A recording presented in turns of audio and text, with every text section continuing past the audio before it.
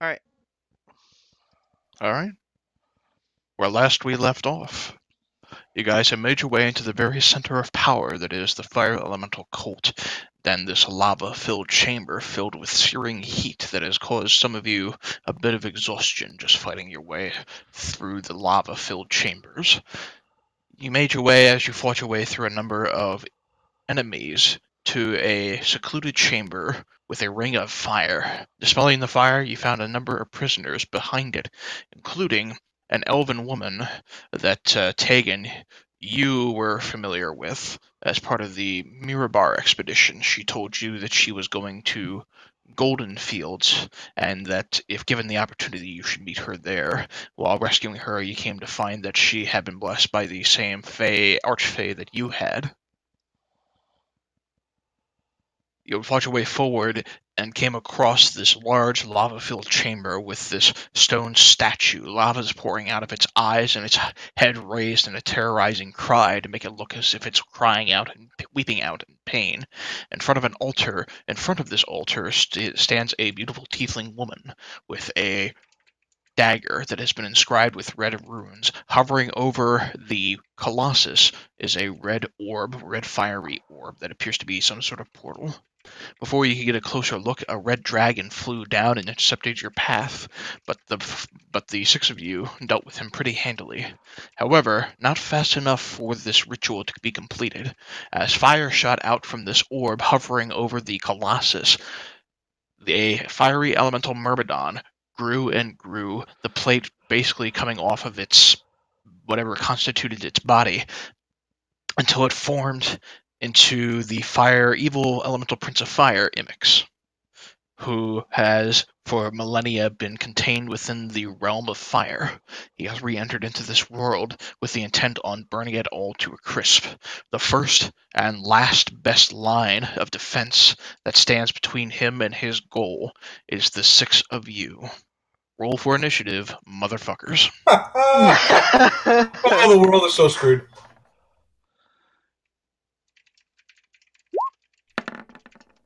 Where do I go to buy futures in asbestos?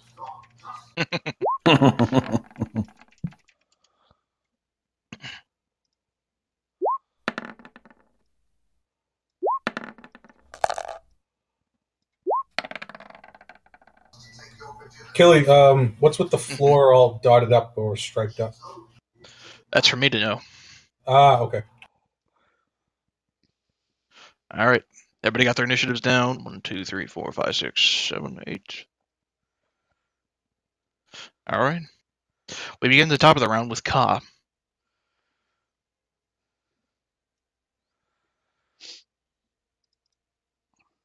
Oop, I'm on push to talk, sorry.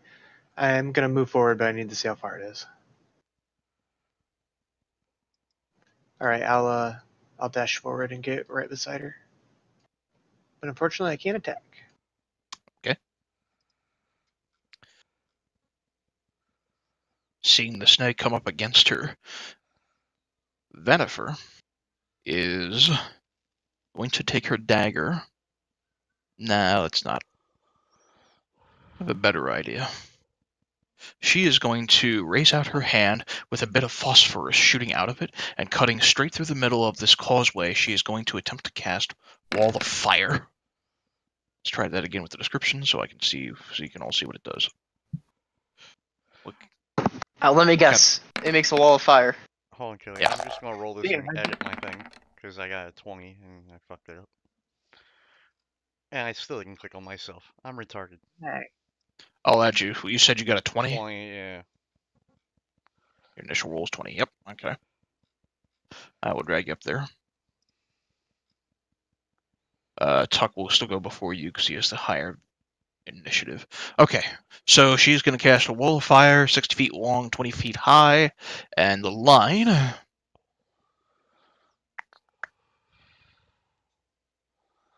And 1 foot thick. 6 feet long, 20 feet high, 1 foot thick. Or a ring wall, 1 foot thick. Okay, so this is not indicative per se, because it's 5 feet instead of 1 foot. But we'll shrink it down a little bit. And the wall she's going to conjure is going to cut probably about like this, enough to where it's going to land on top of Kurt, Will, and Kent. So, and we're going to say that the heated side is to this end. So, Kurt, Will, and Kent, I need all of you to make those dex saves.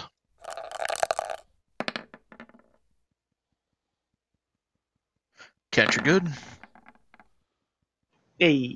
You're good. Will, super good. Alright. So you take half damage on a success. The initial roll for damage was the 28, so you're all going to take 14 points of damage. I'll let you do that on your end.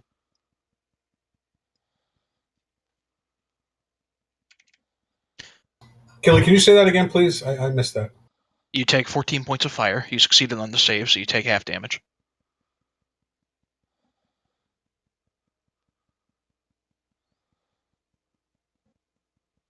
Actually, I still have temporary hit points, so I will. Okay.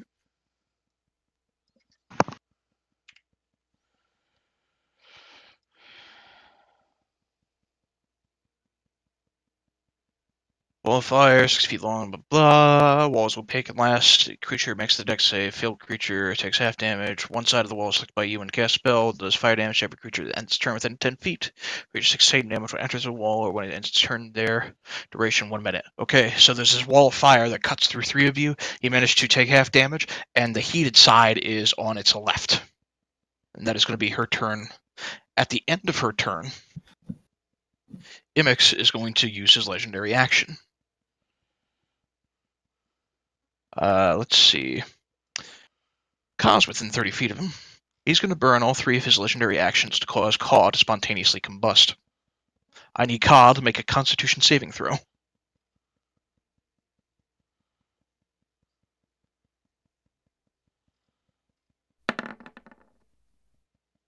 Barely makes the save. So he takes half damage and does not catch fire.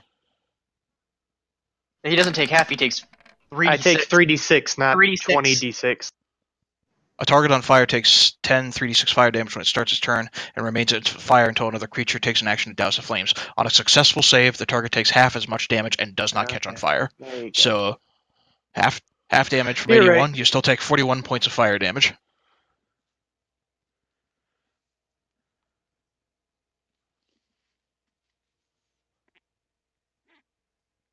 Then it's Tuck's turn.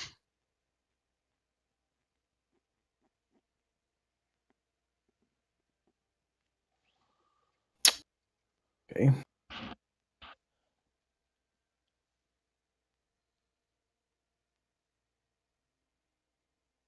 Live dangerously. Move right here. Okay. Hit her in the Now, mouth. looks like you're cutting through the wall there. Am I? You were going this way, right? Yeah. Yeah. I mean, he has an extra 5 feet. Just move to You the could- left 5 yeah. feet. So Yeah, all I right. could go. Yeah, I can go around. Okay. And I'm gonna hit him many times. Okay. She's gonna immediately use her reaction to cast shield.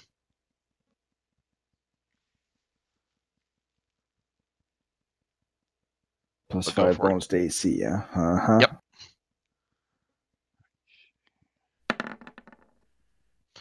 All right, that hits. All right. First strike. Stunning strike. All right. Con save. What's your DC? Fail. She's- Succeed. It's 15. Your DC is 15? Yeah, I think so. Then she succeeds. Yeah, she succeeds. What else? Yeah, damn it is. Okay, I'm gonna hit her again. Miss. First strike gets through her. She raises her shield in order to attempt to block it. And the second attack hits her shield. You go in for the punch. It just punches against her shield. Really? Okay. I'm done. Okay. Kent, you're up. Just checking something real quick. Oh, you know what? I forgot. Hmm. These get to lair action. Before you go. I thought you did the lair action. Oh, No, no, you did see, the I did his legendary legendary. action. There's a lair action. He is going to cause a wave of searing heat to fill the lair in a 300-foot radius. And I need everyone to make a Constitution saving throw.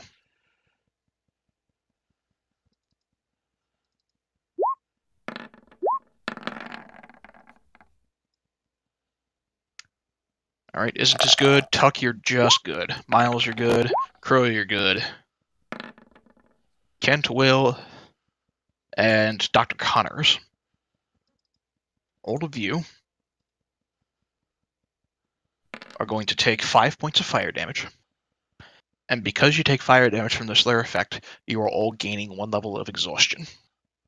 Alright, what's the third level do? The third level, It's disadvantage on ability checks, isn't it? disadvantage on all attack rolls and saving throws. Okay. You get disadvantage on all that with 1 level of exhaustion? No, 1 level is you have disadvantage on ability checks. Level 3 is you have disadvantage on attack rolls and saving throws. Okay. Should I get, because we have been cooling my armor, should I have gotten advantage on that saving? Not against this one. Okay. You're dealing with the Prince of Elemental Fire. Now, Oh, Kent. it was worth asking. I mean, yeah. Fair enough. Go up, Kent. Yeah, hold on. Is a lair action magic?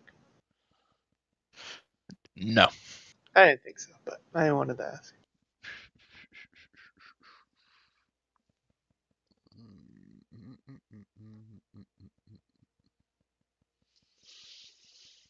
Hmm.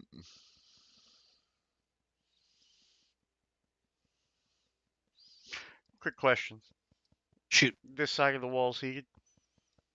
This side of the wall is heated. If you happen to move on this side of the wall, then you're fine. But it's only 10 feet out, right? On this side? Yep. If you end your turn within 10 feet of that wall, that side of the wall, you get burned. Remember that your movement speed is also halved. You do see the 15. Mm-hmm. I'm aware. I don't really want to go here, though. So I'm going to go there.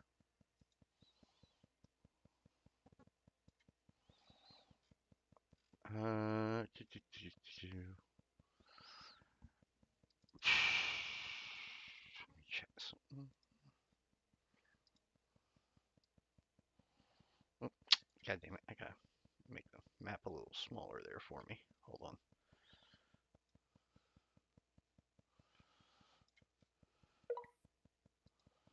I just gotta read one description real fast.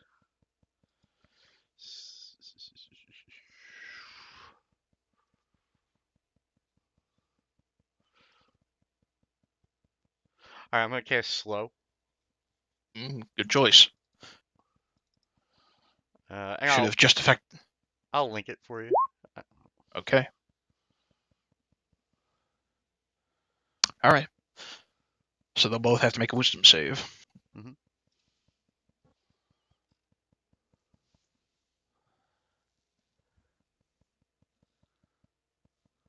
All right. This is for Imix. Oh, she wins. Well, Or he that was wins. the fire. Yep. Venifer. She doesn't. She's going to burn a legendary resistance to save. That's fine. Are those ability checks that they're making? They're safe. Saving throws. That's different than an ability check? Yes. Yes. An ability check would be make an acrobatics check, make an athletics check, make a nature check.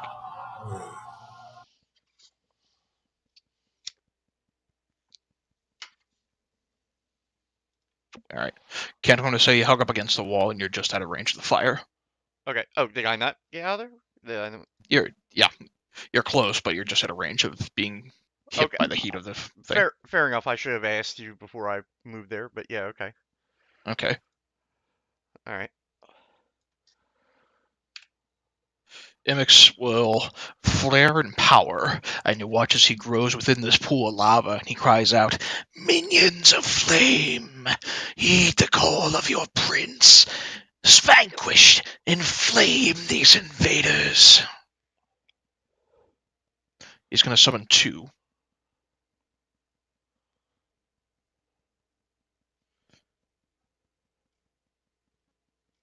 Summon 2 minions?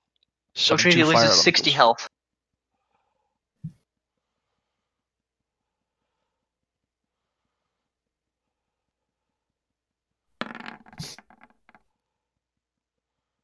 Alright.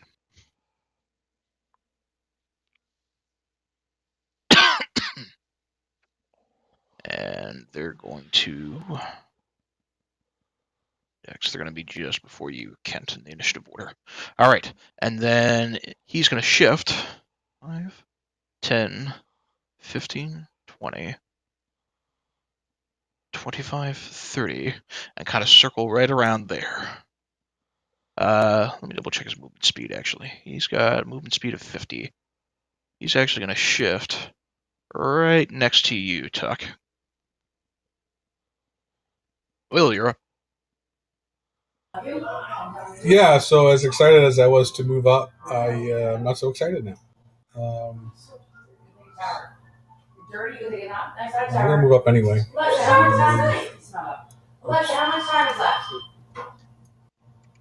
No, sorry, I didn't mean to move that. Can you snap that back to where it was? Yep. Apologies. Trying to move my token. Too many tokens. There. No, that was like, it was like way back here.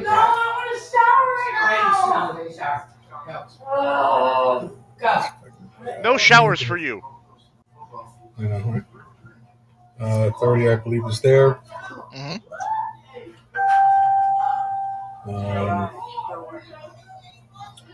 You said there's a portal like near the altar, so banishment isn't really going to do much good here.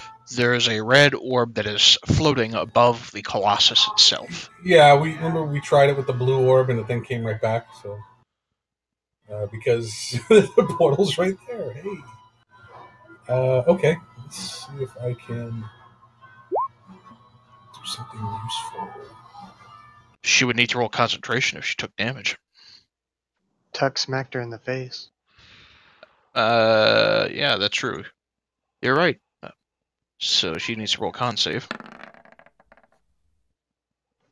That wall's gone. Oh, that's good. Okay, so hold on. Maybe, yeah, I'm actually going to, yeah, whatever. That's fine. I wanted to be closer to the middle. Good call, Miles. All right. Yeah. I'm going to...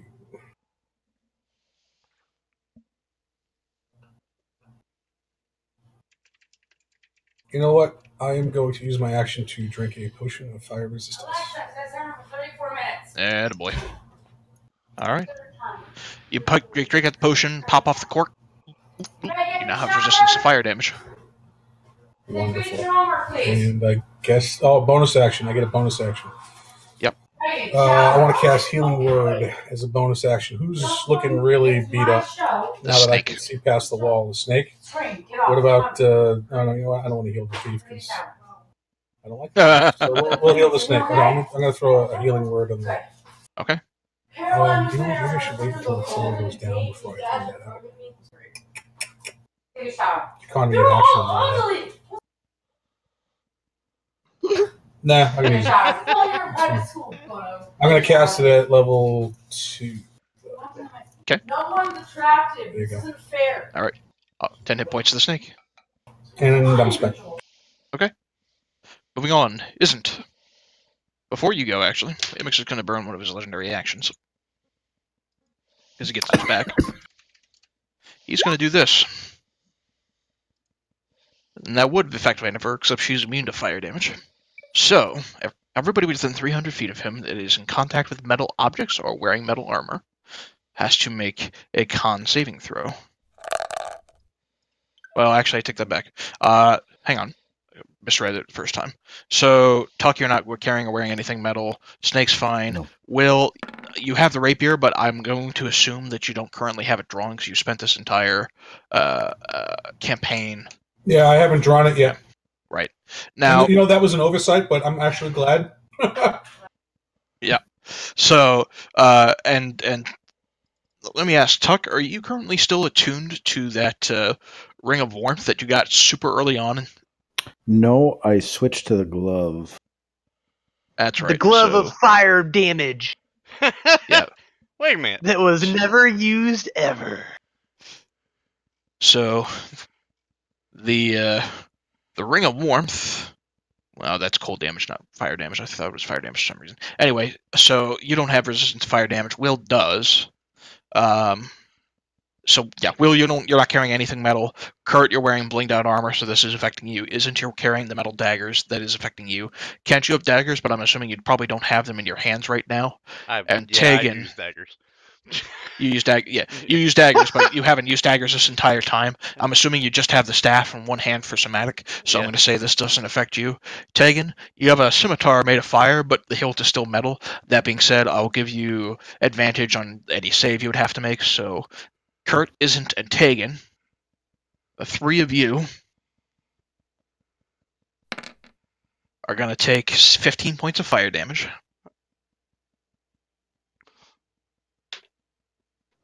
Question. And each creature that isn't immune or resistant makes a con saving throw. Yep. Oh, so I still take the damage regardless, right? Or no? You take the damage regardless. Okay. But Question. Is that what he cast earlier? yeah, this isn't worded correctly on this version. This is how it is in the book. A wave of searing heat fills the lair. This is not. A wave of searing. No, that's not. He cast lair action earlier. This is his legendary action. It wasn't the same thing, though, right? No. No. Didn't he use all three of his legendary actions before, though? He did, but he gained them back at the start of his turn. Yeah, when he starts his turn, he gets. Oh, wow, he gets 3. Oh, wow, that's awesome. Yeah. Each creature in the area that isn't resistant or immune to fire damage must make a DC 21 con save or gain 1 level exhaustion. So, Tegan, I think you have resistance to fire on with the blade. Correct me if I'm wrong. Let me go back and check. You have the flame tongue, right? Yep. EF flame tongue, which isn't up in the pile there. I'll just pull it up this way.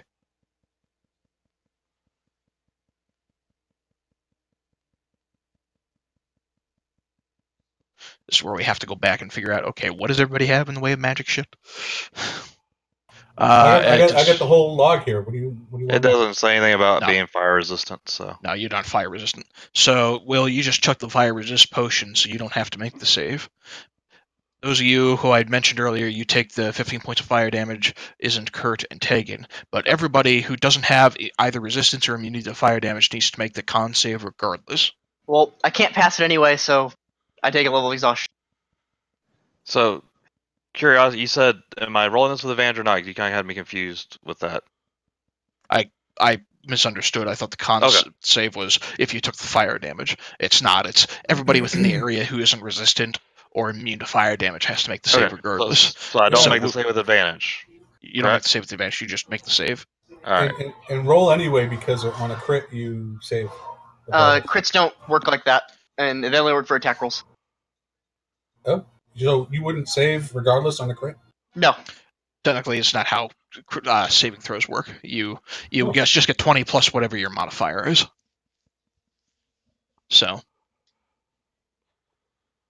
he spends one action doing the heat wave. Kent, you failed on the save. Crow fails on the save. Will, you don't have to make the save because you're resistant.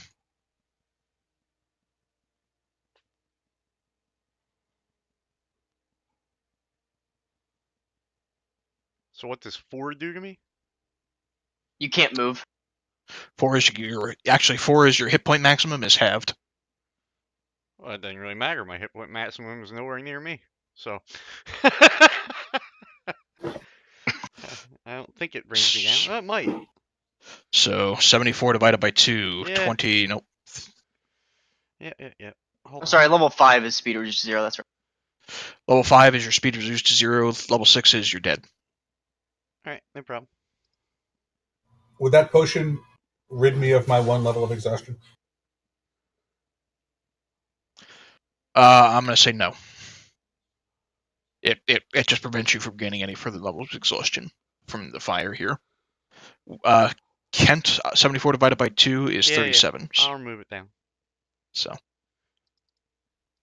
all right. Crow, you go into 2nd level, which means your speed is halved. Yeah, that's fine. All right. And then, Will, you don't need to make the save. The snake needs to make the save. Tuck needs to make the save. No. Unless you have resistance that I'm unaware of. Izzant, you need to make the save, or you I fail can't to pass save. it, so just give it to me. All right, so you go straight to 2. Dex save? Con save. Con save. Miles goes to 2. No, that's the snake. Miles stays at 1. He's resistant. Oh, Miles Snake is goes to 1. resistance? Okay. Yeah. Kurt resistant, snake at 1. Okay. Also, the snake takes 15 damage. Why? Because Snake you got doesn't hit? have anything metal. Does I have No. anything metal Oh, on you're it? right. Oh, thank God. So the damage is if you're carrying or wearing metal. Everybody has to make the Yeah, save I regardless fucked unless they're up, resistant sorry. Hermione. Where are you getting your resist from? My weapon? Which ones are you bound to? Or Frostbrand. now? Frostbrand gives him fire resist. Okay, gotcha. You're good. All right, and then Tuck, you barely fail. So you gain 1 level of exhaustion, which means you have disadvantage on all ability checks. All right, and you give yourself half damage then on the couple of fire attacks, I assume. Yeah. Then. Yes, Okay, good. All right, so that's the lair action. Now, Izzant, you may move. I'm gonna use my bonus action to dash. I'm dashing here. That's 25. Mhm. What? What? Okay, go ahead. Okay. And then I'm No, gonna go. hit the elemental. Go for it. That hits. Alright, there's damage for that, and then Cos beside him, so I can sneak attack him. All right, 26 points of damage into the elemental. Yes, 4 HP, everybody. All right. And that's it. All right. All right. That's your turn. Kurt, you're up. Well, Kurt was unprepared for this. Thought a very clear plan was going into place, but I was wrong. So I'm gonna. You guys said you didn't believe in me, so I'm not doing it. Who said that? I didn't believe in you, but here we go. I'm I gonna don't know cast what you're Healing talking Spirit. about. All right. And I'm gonna put it on top of the snake. Alrighty. So I'll give the snake a 1d6. Actually, I'm gonna cast it at level 2, so everyone can get 2d6. Woo. Alrighty. There you go, 7 for the snake. Oh, thank you. Mm-hmm. I'll let you add your hit points back for the snake.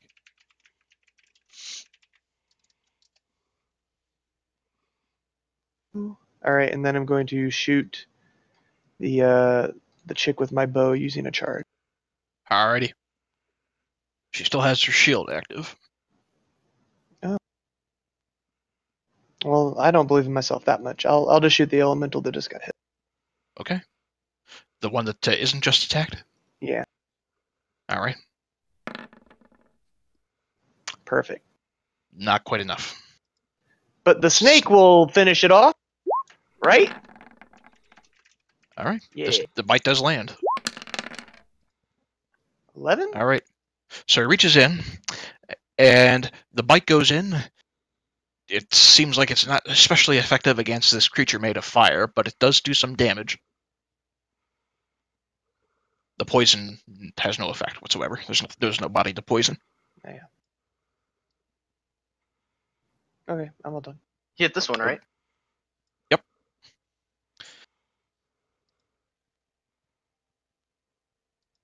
At the end of your turn, MX will cast another heat wave as a legendary action.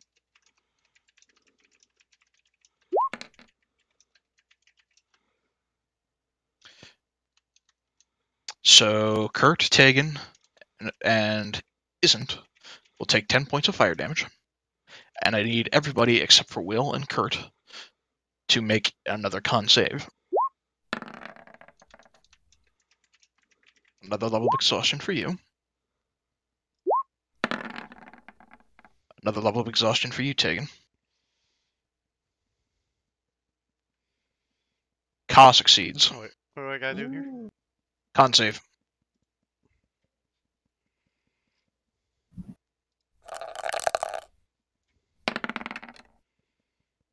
You go down to 5.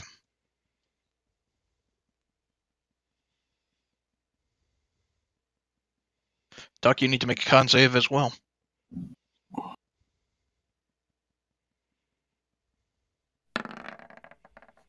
You gain another level of exhaustion. What are you 2? You're down to 2 now.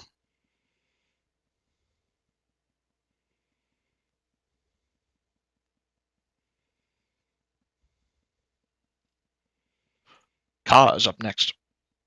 No. You ain't skipping me. Yeah, he's Taking skipping somebody. Tegan is up next. Alright, casting that on myself. Nice. Stop this. Exhaustion crap. Alright. As you cast that, Vanifer is going to use her reaction. No, she already used it to cast shield, so you do get it. Yes, she did. Alright. I made sure I wasn't gonna have that one. And then, as a bonus action, make sure I'm casting the right one. Actually, you know what? No. I'm gonna go ahead and burn my Fey energy on myself.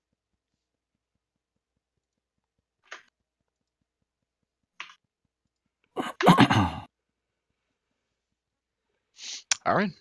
Restore your hit points up.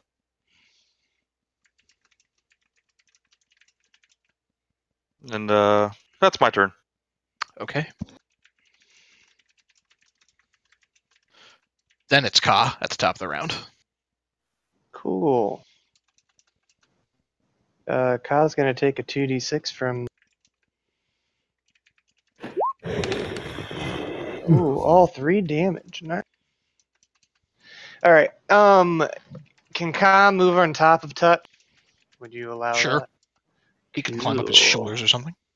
All right. So I'm gonna attack in a circle. I'll start with the woman, and I will Okay. attack going clockwise. Here we go.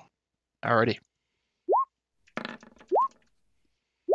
The bite hits on the woman. The bites will hit on both of the fire elementals, and the bite will hit on Imix. As he bites into Imix, I will add that he takes, because it's hitting him with a melee attack,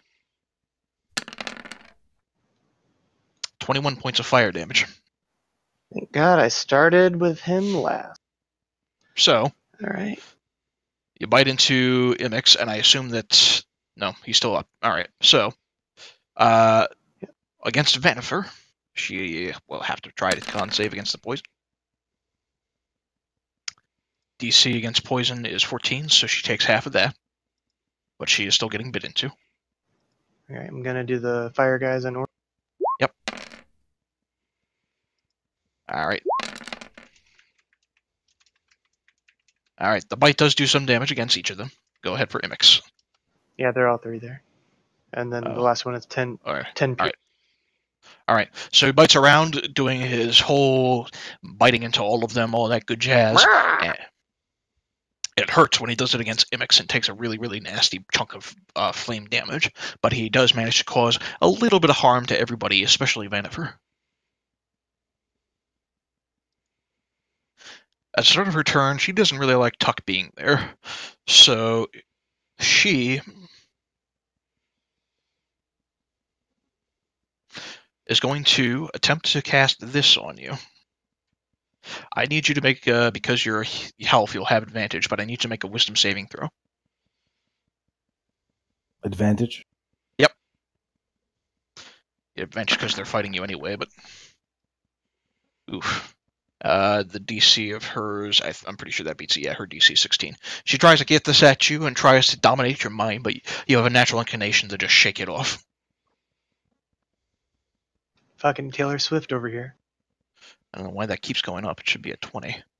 Alright. Next is the lair action. For a lair action, Imix is going to conjure a thick cloud of black smoke. in a 10-foot radius. Nope, 40-foot radius. Within 120 feet of himself. Right there. Anybody within the smoke is heavily obscured, meaning you cannot suddenly see those of you back there. Those of you who start your turn there are going to take 3d6 fire damage, and you'll have to make a con save, DC 15, or take an additional 1d8 fire. And if you take fire from this, failing this con save, you gain a level of exhaustion. Nope, I'm reading the thing. It's not wrong thing. My bad. I'm dead. You're not dead. You don't make the con save. I read the wrong thing. I was reading back to the wave of searing heat. Thick cloud of black smoke and burning embers fills a 40 radius sphere within 120 feet, lasting until initiative count 20 on the next round. Creatures and objects within or beyond the smoke are heavily obscured. Creature that enters the cloud of embers for the first time or on its turn or starts its turn there takes 10 3d6 fire damage. So it's just 3d6 fire damage at the start of the turn. That's all. That's not your turn yet. So that's a lair action. That smoke shows up. Tuck, your friends disappear in smoke. You are starting your turn right next to Imix, and because of that, you take some damage. I show Tuck's counter actually in the lava to the right of the altar. He's not in the lava. He's standing right on the edge of the causeway. All right, but he's not next to Imix, though. He's right next to Imix. Imix is right next to him. He's right underneath my snake. Well, what? No, I show Tuck right there. I see him. No, That's he's right not here. reason. Why do I show his token over here? Reload? I don't know. I moved him there, but I moved him back. Oh, now he's where you say he is. Yep. And now they both are. Okay. Sorry. So, Tuck, at the start of your turn, you take 17 fire.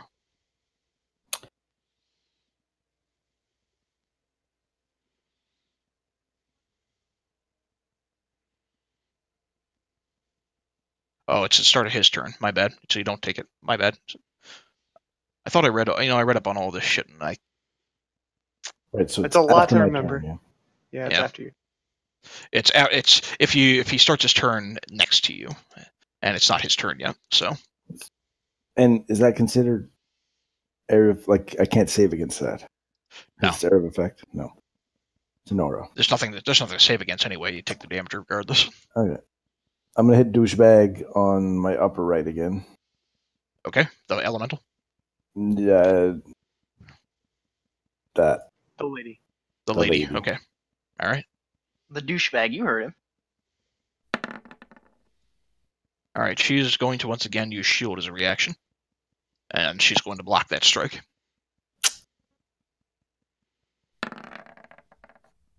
Blocks that one too. Doesn't block that one. That one will hit. All right. Stunning strike, con save.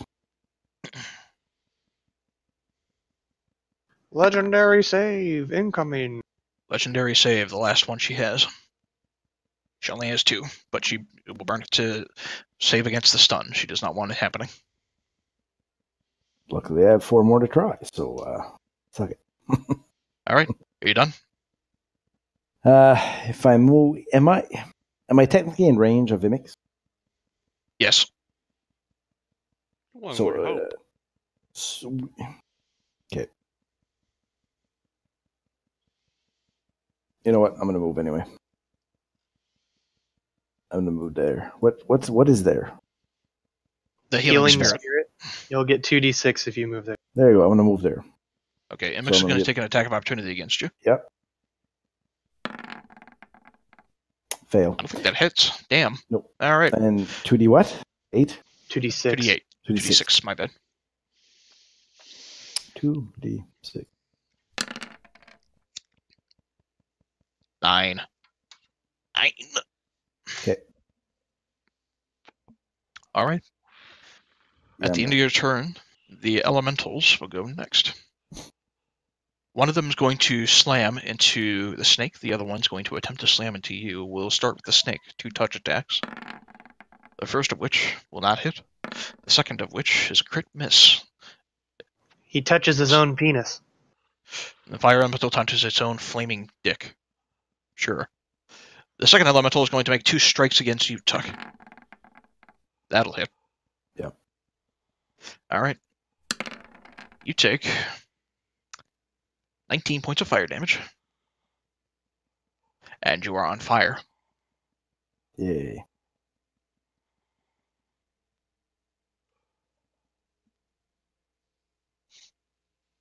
I don't really have a good thing for that, so we're just going to use the grenade.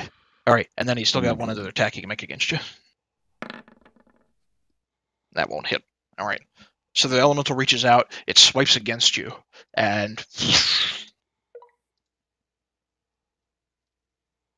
Kent, at the start of your turn, you're exhausted out the wazoo. You can barely move. You feel like you're on the edge of dying.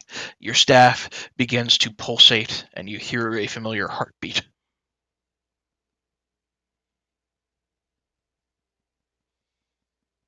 Not using the staff. Okay?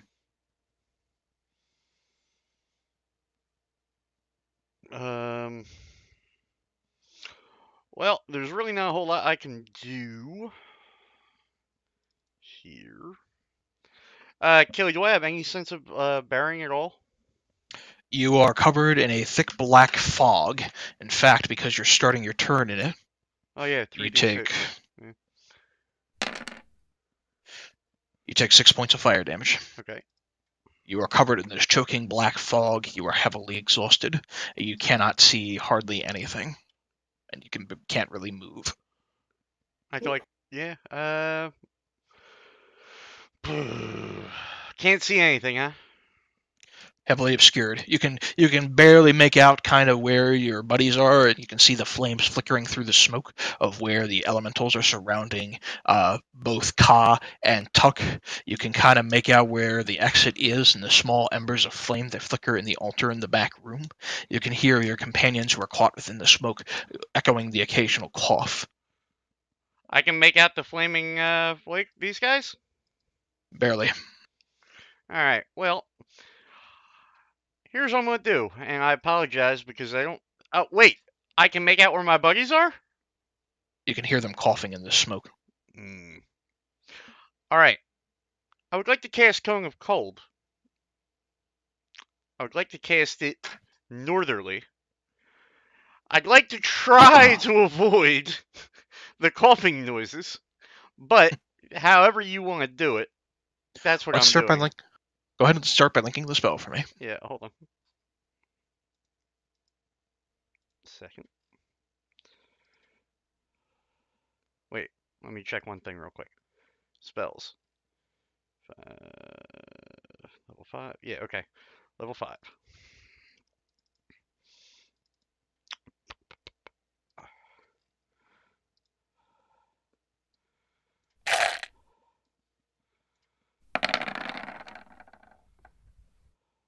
All right.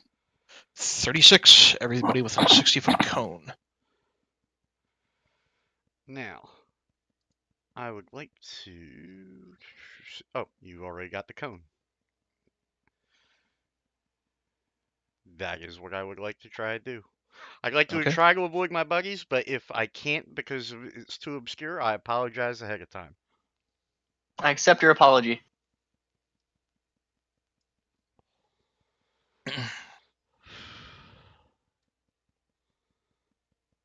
Give me just a second. I want to confirm this works the way I think it does.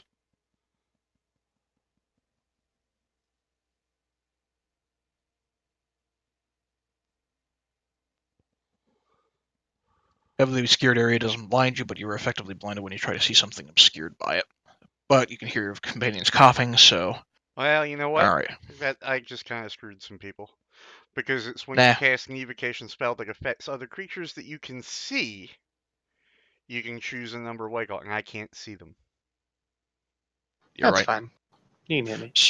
So, Izzant, Will, and Kurt, you guys will all need to make con saves. And the two elementals will have to make con saves as well. Miles, you succeed, but you still take half damage. Izzant, you take the full damage. Can you send it to the background, please? Yep. There. Oh, in the other circle. Alright. Will, you need to make a con save for me.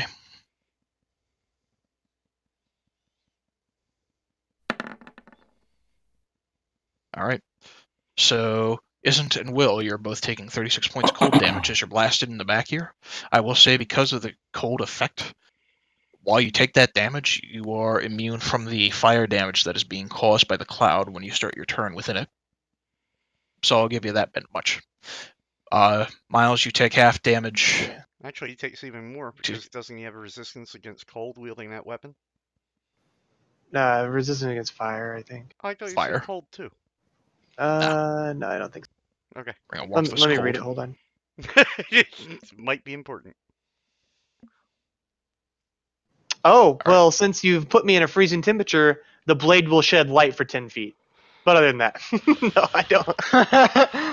We're in a room full of lava. That 10 feet will really come in handy, man. Right. The two elementals will save in the throw, so they'll take half damage. Fair enough. They take half damage even though they're fire elementals? The elementals themselves are not strongly affected by the cold damage, believe it or not. Okay, fair enough. Did what I could, folks. Did what I could. All right, but they still take 18 points of damage. I will let the rest of you adjust your hit points on your own. All right. At the end of your turn, Imix is going to do another heat wave. So the three of you that I mentioned earlier are going to take another 10 points of fire damage, and everybody except, I will say, because of the, you know what, here's what I'll say. Because of the blast of the cold, Kurt, you don't take the damage. Izzant, you don't take the damage. Tegan, you're still going to take the damage. Nope. And I'm immune. You're immune. All right, you don't take the damage. And because you're immune, you don't have to make the con save. Will doesn't have to make the con save. Kurt doesn't have to make the con save. Izzant. So there's no damage going out. But Izzant, Tuck, the snake, and Kent will have to try to make a con save. Excuse me, I was also blasted by cold. Oh, that's right. You don't make the con save. Here's what I'll say, Kent. You don't have to make the con save either because you got the cold close to you for the time being. Okay. Just to give you a little bit of breathing room as of yet. Oh, shit. So you're not dead yet. Oh, that would have killed me. Yep, that would have straight up killed you. All right. Tegan, you're immune. I would say the snake and Tuck then. We'll have to make the con save. All right, snake fails.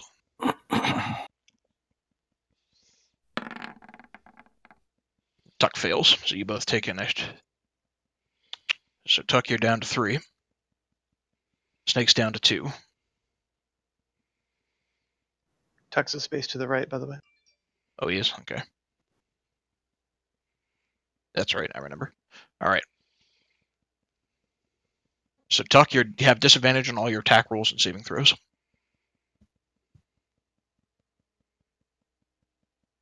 All my saving throws? Yep. Yes. Okay. Disadvantage on all attack rolls and saving throws at exhaustion. Attack 3. rolls as well. Okay. Yep. All right. Will, you're up. Yeah, geez, I'm trying to think what I can do here.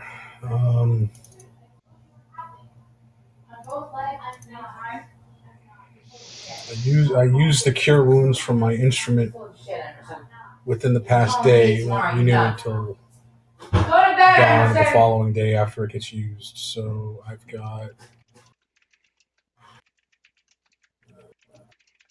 If I cast Healing Word, can I cast it again as a bonus action? You can only cast Healing Word once as a bonus action. Right. I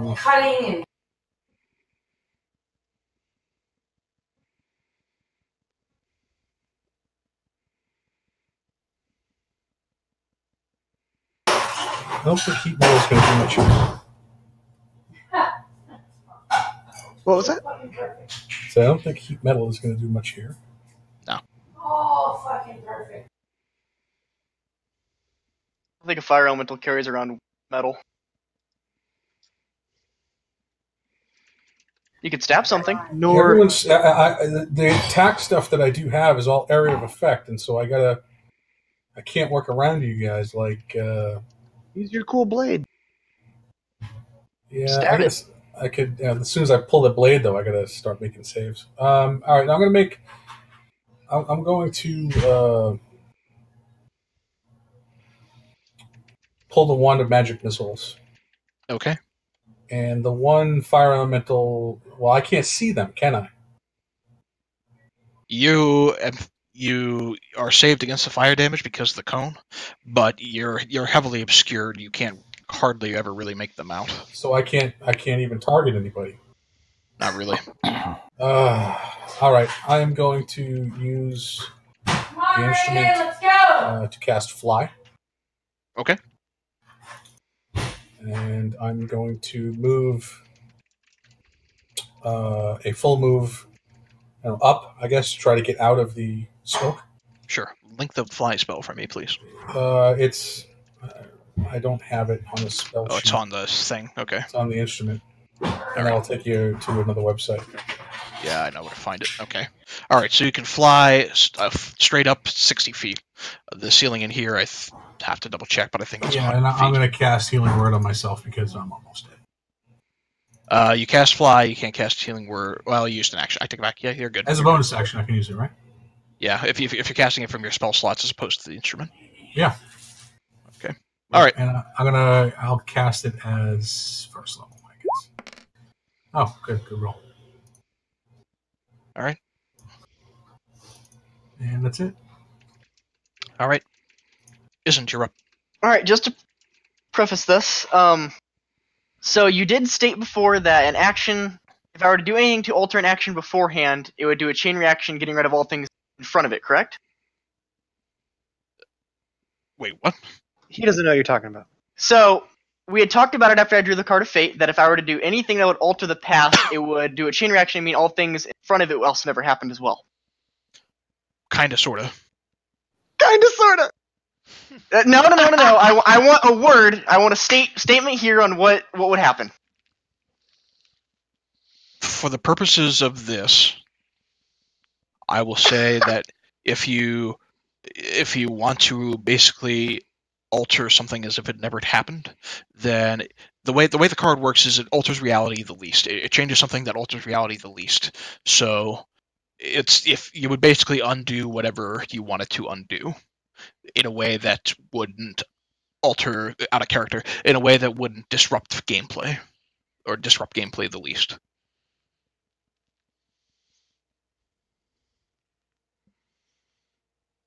Allowing you to avoid or erase one event. So I'm asking if I erase an old event, would it mean that something current had never happened? Possibly. Depends on what you did.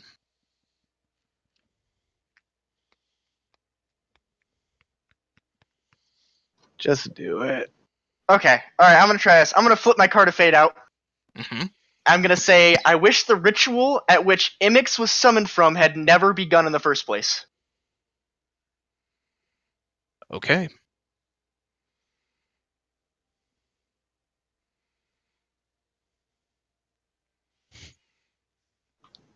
I'm going to take a quick break.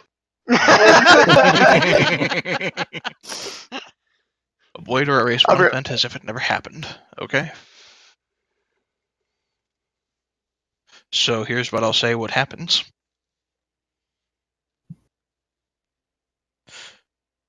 The entirety of combat is going to essentially shift around and back.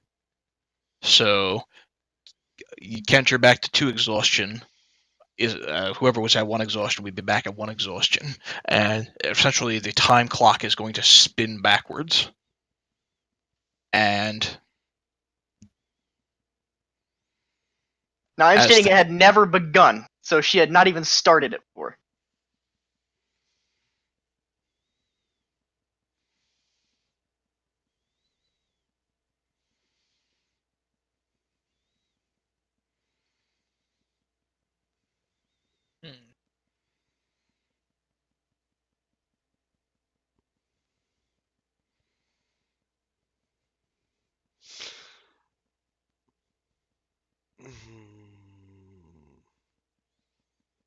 Tis quite the conundrum.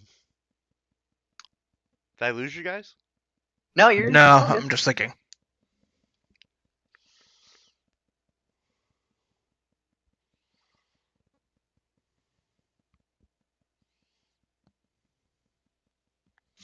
Let me check something real quick.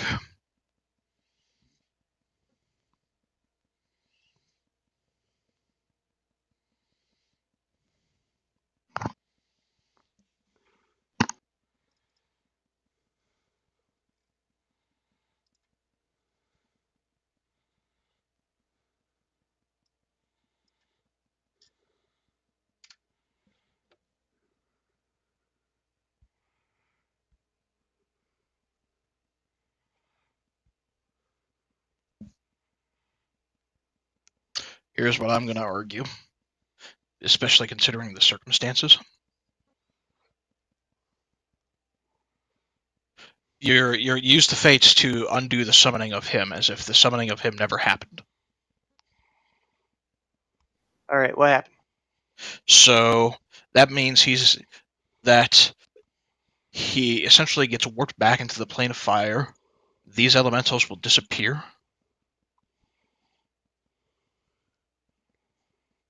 The rest of you go back to your initial, whatever your hit points were before all of this started. Oh. Kent, that means you go back to exhaustion 2. Yeah, I have no idea what the fuck my hit points were before we started. I load up the old. 54, I think. I think that was about right. That means all your shit would come back taken. You wouldn't have a Messenger of Flame active on you anymore. You would have that spell slot back. I don't think would have any exhaustion either. I don't think you had any going into this. I had one. I had level You had 1. one. Okay. Yep. And then, so does that also mean I get my Fey energy back too? You will get your Fey energy back. Okay. We get So whatever you guys- spells we expended you get- back. Yep. And in place of Imix, Vanifer is just there with this elemental Myrmidon.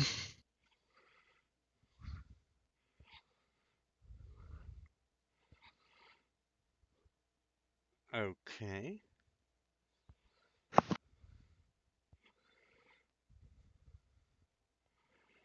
Okay. To be fair, the Myrmidon was there beforehand too. So The I know, Myrmidon was there but beforehand. saying, where do we just start for my turn then, or what? Let me roll initiative for the Myrmidon, since he's a new creature in this. We start back at round 0. There's no lair action. And we go down to the sending order. Alright, you burned your card. Imix has not been summoned into the world. Instead, she is there standing by herself with this fiery elemental Myrmidon. And here's what I'm going to say. Because the F you. dragon was not had spent that entire event trying to buy her time, because that event no longer happened, the dragon is just going to be at full health and part of the fight. So here's what I'm going to say. You for the sake of making this as cleanly and easily as possible, just go ahead and give yourselves the benefits of a full rest. We're going to carry the initiative over from the start of this. I'm going to say you guys don't have any exhaustion, just to make this as clean and easy as possible for me. So you just get rid of your exhaustion. But as we start the fight, you're fighting the dragon from scratch again. On top of both Vanifer and the Incinerwrath. And actually, we're still going to get a lair action because she's going to be empowered instead of Imix. Okay. You said a full effect of a long rest? Yeah, so no, Okay. you guys don't have any exhaustion anymore.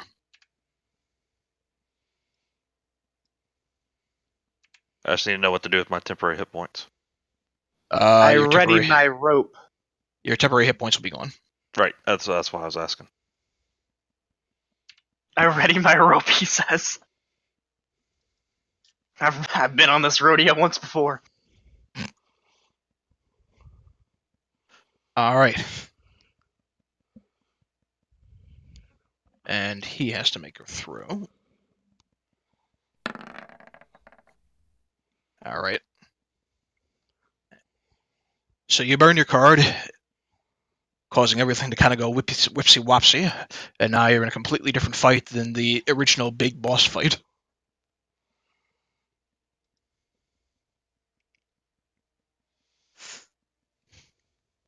Vanifer. And because of this, Vanifer gets her legendary saves back, and she also gets access to lair actions because Imix is not here.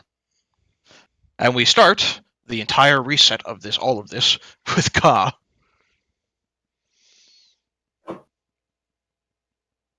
Well, I guess since for the- Khan knows a dragon's coming, And for those of you, for what it's worth, those of you who are staring at the dragon, see he's sitting on a small pile of treasure.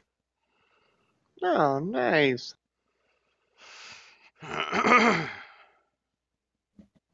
And Ka will end his turn. Okay. That's 10 feet away. You can still hit her. I did dash. Oh, you clown. You clown. Vanifer is going to do this again. Can that be counterspelled? You can try. I'm going to. Okay. She's going to counter your counterspell. I'm going to counter her countering his counterspell. Which you All can right. do. You counter her counter, so you can try to counter hers. That being said, Wall of Fire is a 4th level spell, so you still need to make an intellect check.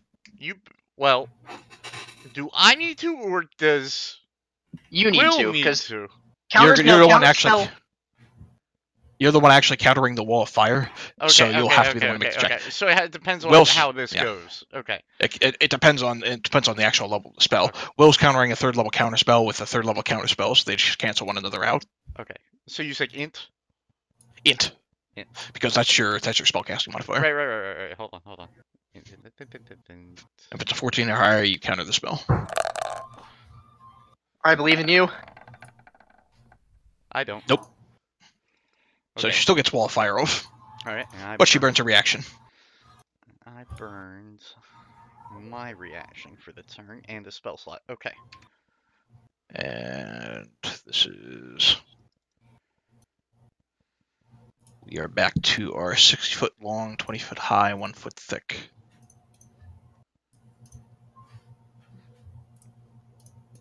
Garen's like, that's what they call my member.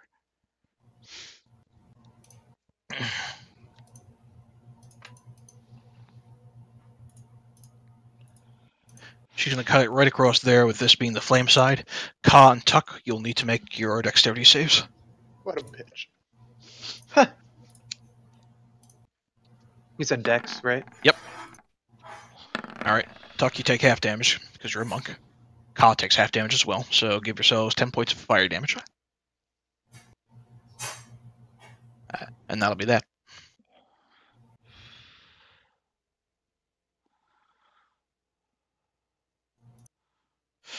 For a lair action, Vanifer is going to, without burning a spell slot, cast this.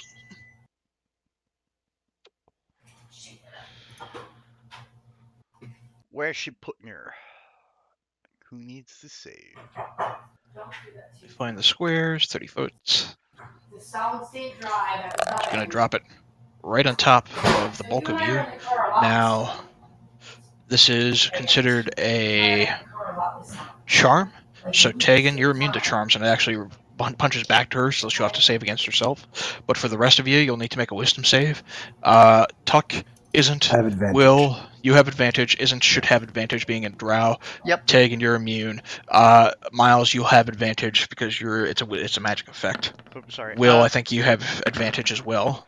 Quick question, and I'm just asking. I know it's a lair action that she's using that spell for, and I'm just asking this out of curiosity.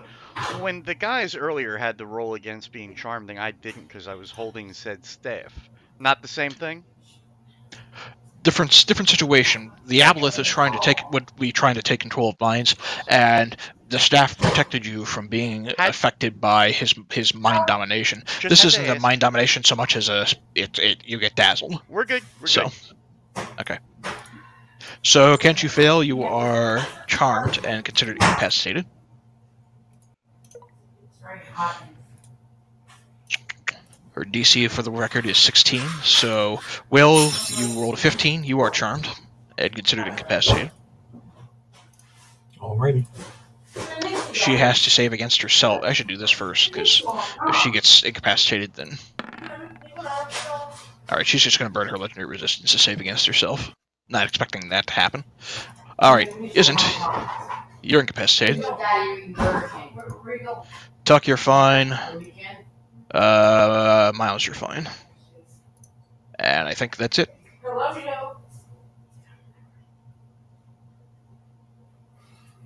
Cool. And... Hypnotic Pattern is actually concentration. Correct. which I didn't realize when I did that the first time, which means the wall of fire actually disappears. All right, Kent, you're up. You're incapacitated. I can't do anything. Right, so I'm not up. All right, Tuck, you're up. Measure this shit again. I think you can take the pattern away, right? It just stays for a second. Oh, it stays. For Technically, long, she's concentrates. Yeah, she's technically concentrating on the spell. Or as long as she's concentrating, yeah. So you can punch it out of her head. I'm going to punch it out of her head. And then banish it. A monk is a man of many things. That'll hit. She's not able to shield herself this time. She already burned her reaction. All right. And stunning strike. Okay. Well, I'll say the hypnotic pattern is gone, so you're no longer incapacitated, the three of you. So that was short-lived. Now I'm going to hit her again. Okay. Let me do the stunning strike thing first. Oh, wasn't that? Yeah, she fails. All right. Second resist to save. So those are her 2 resists gone. It's going to be a much easier fight for you all. All right. Hang on. Did she legendary save or just fail? And legendary save. She failed and then burned a legendary save to save instead. Okay. All right. Count the 15 then. Does that hit? The first roll in there was the 21, was it not? Oh, yeah. I'll say the 15 hits anyway, so. Okay. Anyway. Roll damage. Done. All right. And one more time. Yep, that'll certainly hit. All right. You bludgeon into her as she's trying to focus on her spell, and it's just not having any sort of hold.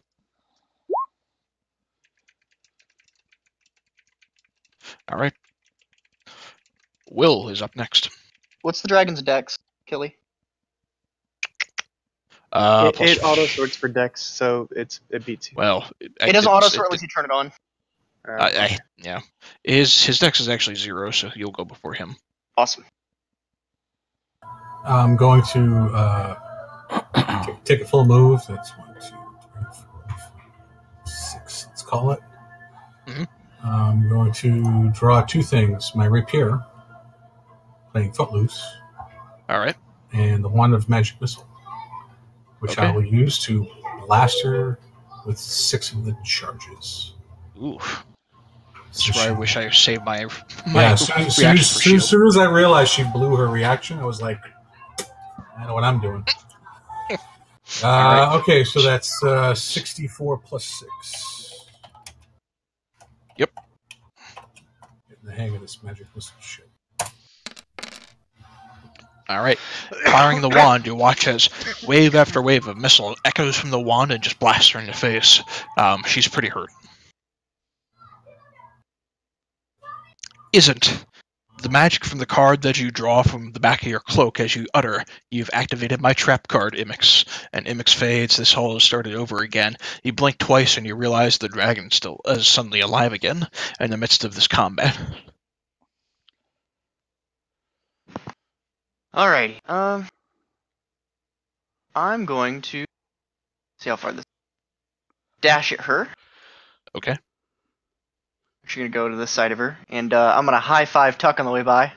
Oops, I didn't even do that with advantage. Look out to 27. That hits. Okay. That, and there's my sneak attack. All right. She's very bad. Give her the offhand. All right. That'll hit. All right. Oh, I lied. That's a bonus action, so I can do that. I got that. Oh, all right. She gets those 2 hit points back. Yep. All right.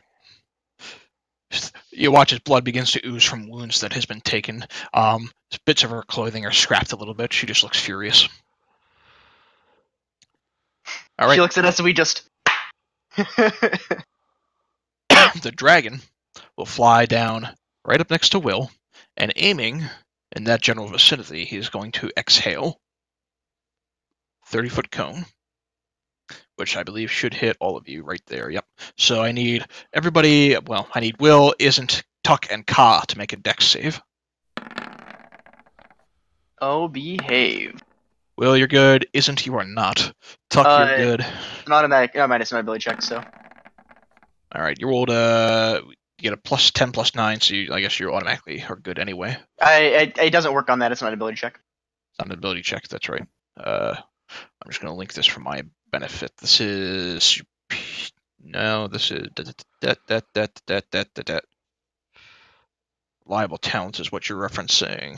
Add your proficiency bonus. You can treat a d20 roll of 9 or lower as a 10. Ability check lets you add your proficiency. Specifically, add your proficiency. Okay. Ability checks though, and that's a saving throw. So. Right. Okay. So you're not good. Tuck, you save. The snake saves. So, with the exception of Izzant, the rest of you are going to take half of this. 55. I also take half of it anyway because I failed on a dex save. All right. And then I'm actually going to use my reaction to use Uncanny Dodge as well and have that.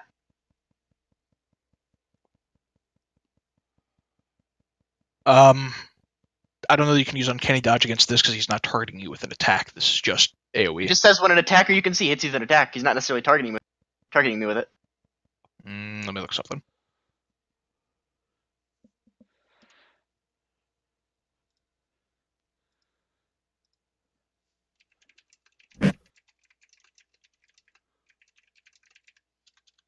Sounds like 13 points of damage to me.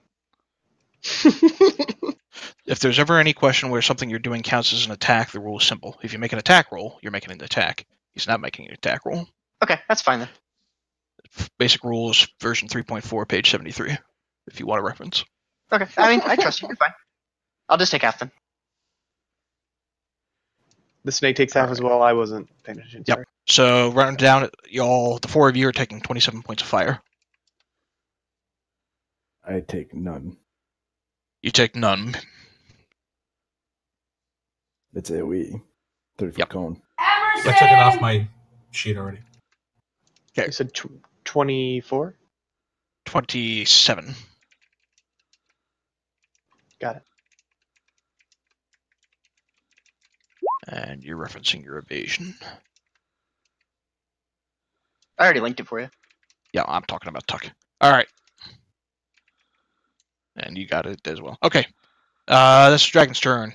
Kurt, this dragon is now alive. You got rope in hand. What are you doing? Throws on a Oh, cowboy man. hat. Yeehaw. Well, we're kind of split, so I think I do need to kill it. But at the same time, I kind of have a reputation to live up to. So here comes that animal handling check. Go for it. Still not an animal. How's a You do not- 15? You do not get the rope around its neck this time. I'm Instead- going to use my lucky. Here we go. Here we go, indeed. Well, fuck me. All right. No, you do not get the rope around its neck. You get it across its back instead, and it's not looped onto anything. I have half of mine to use my inspiration on him. Yes. But I'm not going to. Beforehand. Oh, you're using your inspiration on No, his no, no. animal I totally am not going to do that. handling? I was about to say. I said I was tempted to, but no, I'm not going to do that. All right. If that counts as my action, can I still bonus action? Yes. So, am I allowed to attack with my offhand as a bonus action if I don't attack with my main hand? No. I had no idea. So I'll put Hunter's Mark on the dragon. Not unless you had a certain fighting And- style, which you didn't take. Yep, I did not. And call. All right. Taking you up. All right. This is what I'm going to do. I'm going to target our little queen bee there. And I am going to hit her with this at level 5. Ooh. Ouch. Saves. Half damage on success, so that's still 47 over 2. Which is 23 rounded down. Okay, she is barely standing. And, Again. I can burn a bonus action, but what do I want to do with that? You know what? No, I'm good with my turn. Okay. Next, it's the fire Myrmidon, who is going to shift around Oh, yeah. next to you, Izzant, and lighting up its scimitar with fire. It is going to strike at you 3 times. I don't much care for that. Miss. Miss. You. Miss. 4, a 2, and a 2. Great shot, Killy. Well done. All right. Kaz up next. Vanifer's looking really badly injured. Kyle's gonna move up and attack both of them. Bannifer first. Okay. And I didn't mean to do that. So 25 and All right, still hits. The snake bites into Vanifer's legs. She issues out a cry of eternal vengeance, and you watch as she disappears in a puff of smoke, leaving only a fire and dagger clanking onto the ground.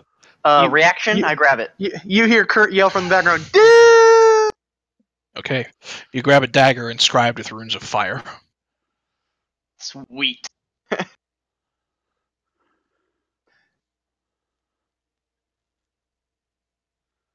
All right. Yep. And then you make the attack against the Myrmidon. We're counting the 21 there, I assume. That still hits. Yeah. So, Yep. All right. It's 13 piercing, All right. 16 poison. All right. Bite goes in, as expected, against a creature made of fire. The bites and the poison, not really that effective. But it still does damage. All right. Because Vanifer's out of the picture, there's suddenly no lair action. Kent, you're up. You have instead a Myrmidon in the back and a dragon up front. I do.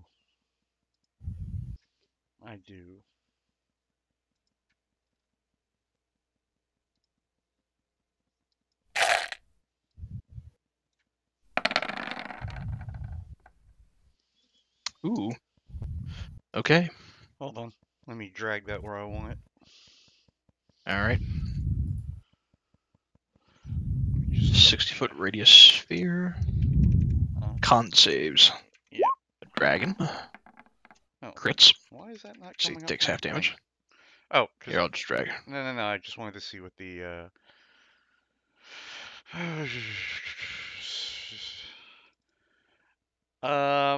I'd like to just move that up a tad, from me more toward the center of the room, and I'll save my friends from the horribleness that would come from it. All right. All right. So the dragon saves. He only takes 18 points of frost damage. As for the Myrmidon,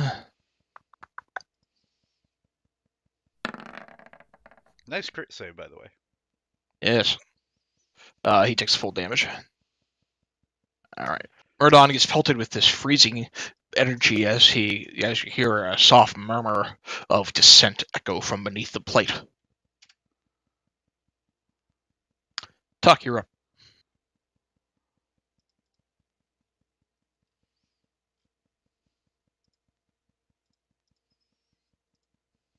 Gonna hit the guy to my upper left. All right.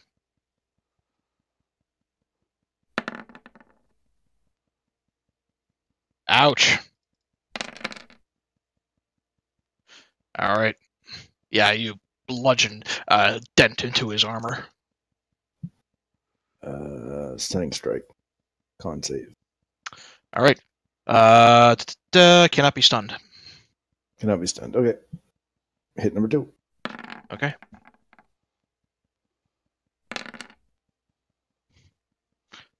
All right. That'll hit.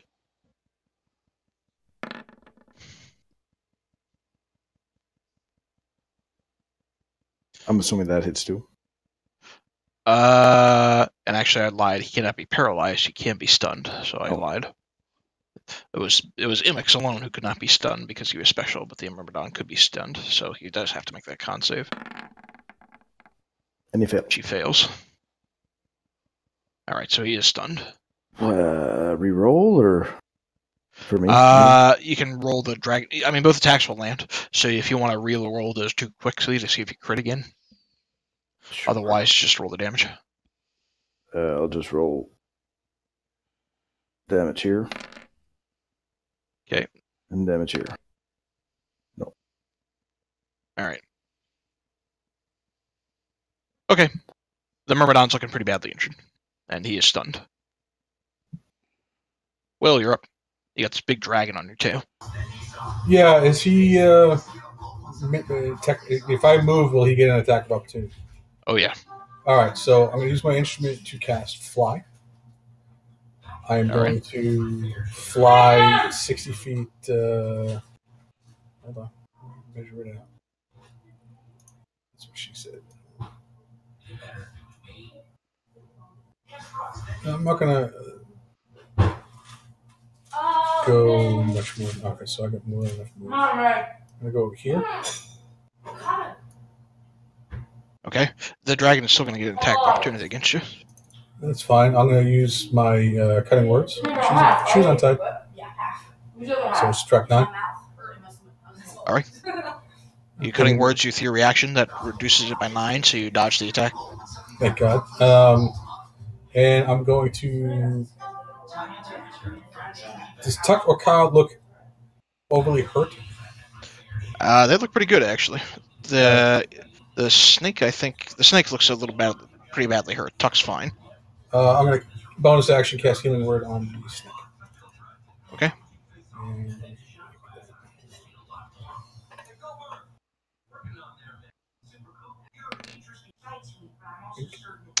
All right, 8 hit points back to the snake. With my confidence.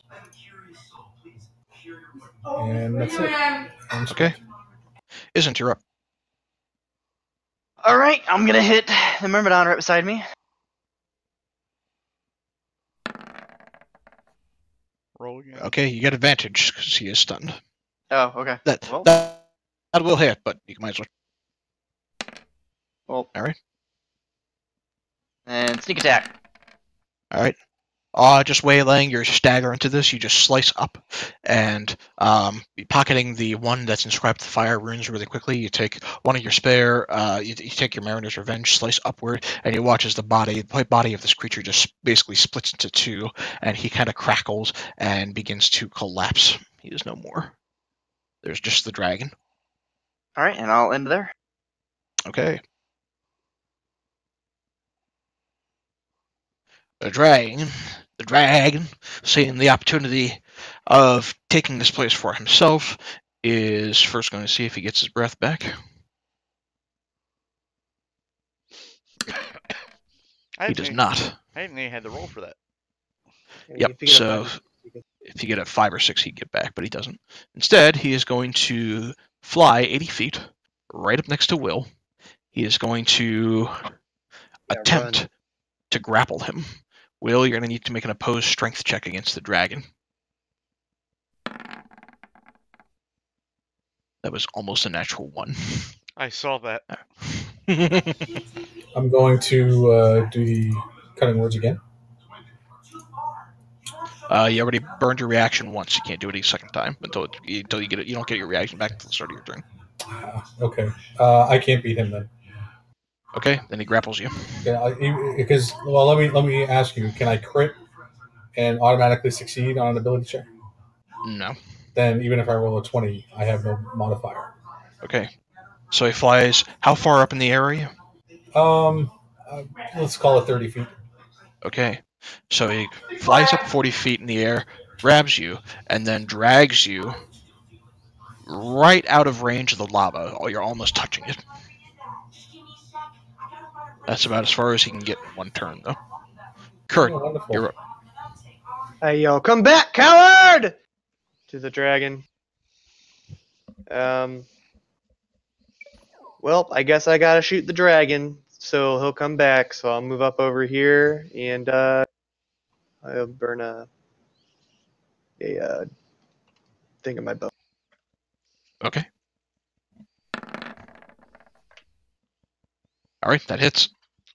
Cool.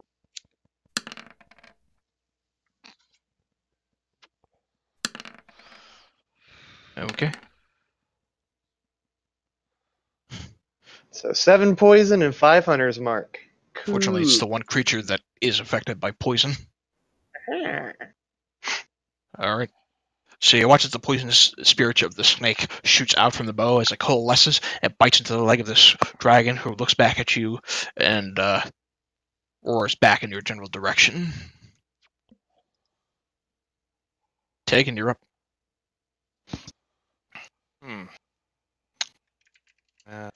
Since you moved the dragon hold on once, I want to just do a little distance check here. It's about 70 feet. You Okay. can Eldritch Blast. I could. That thing is forever away. I definitely could do that if I really wanted to. It's 50, 35. Just seeing where I would have to maybe get to. Yeah, okay. Alright, well, since that kind of takes that idea out, what I am going to do is I'm going to cast this at level 4 at Dragon. Alright.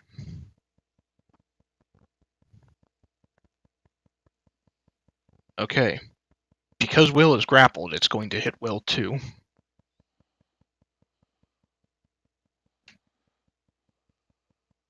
Casualty of war. Okay. So Will, you'll need to make a dex save, and the dragon will need to make a dex save.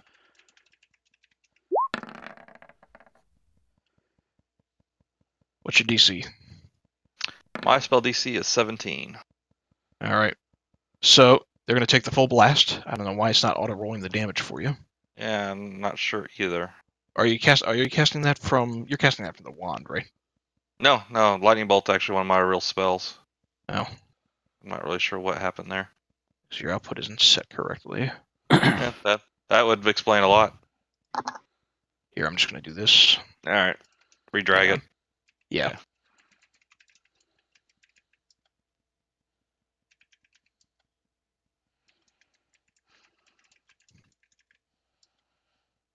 There. And...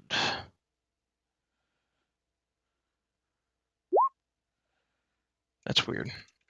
Alright. What happened? Cast the damage from like where you're at. Like if you were to use a weapon to attack with, and you want to cast your weapon damage, you should see like. I could do that. Hang on, I'll just... Alright. I'll just... I don't know why it's not manually working. here. It's weird.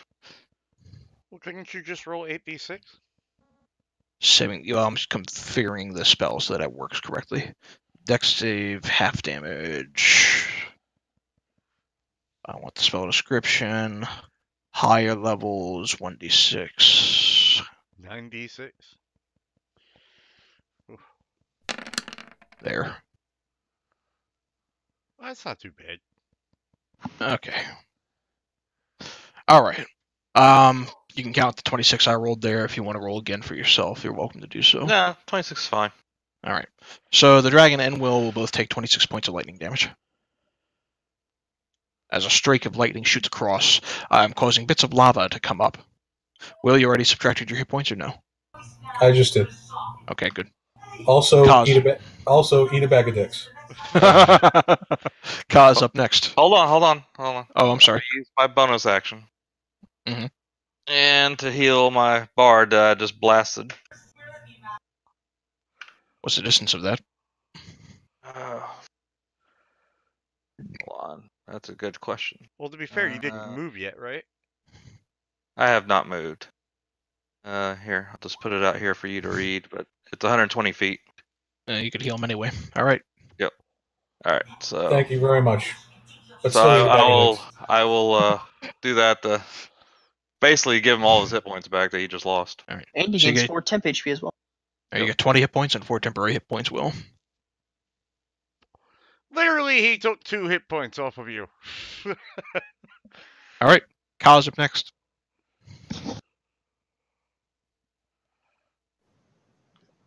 He's going to hold his attack in if the dragon lands with him. Okay. Kent's up next. All right. 1, 2, 3, 4.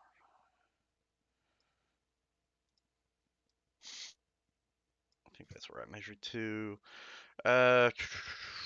Gonna cast slow on the dragon. Okay. Slow.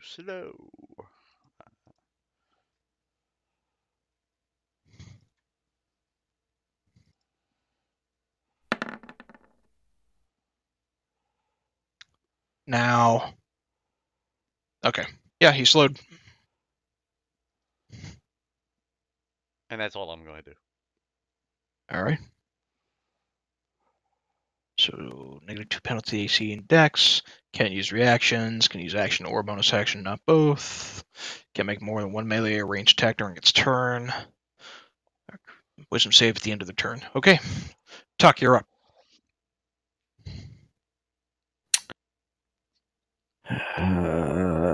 Okay.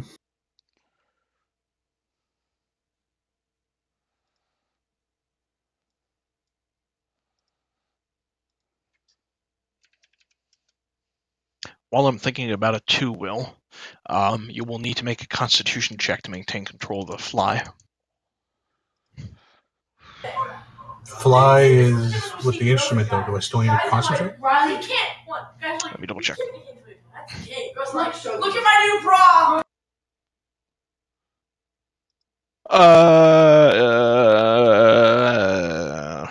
If it says concentration on the spell, then yeah, you're supposed to, I guess. But it's concentration off the item. I have. Oh, if it's off the item, then no. No. Yeah. Never mind. All right. Doc, what are you up to?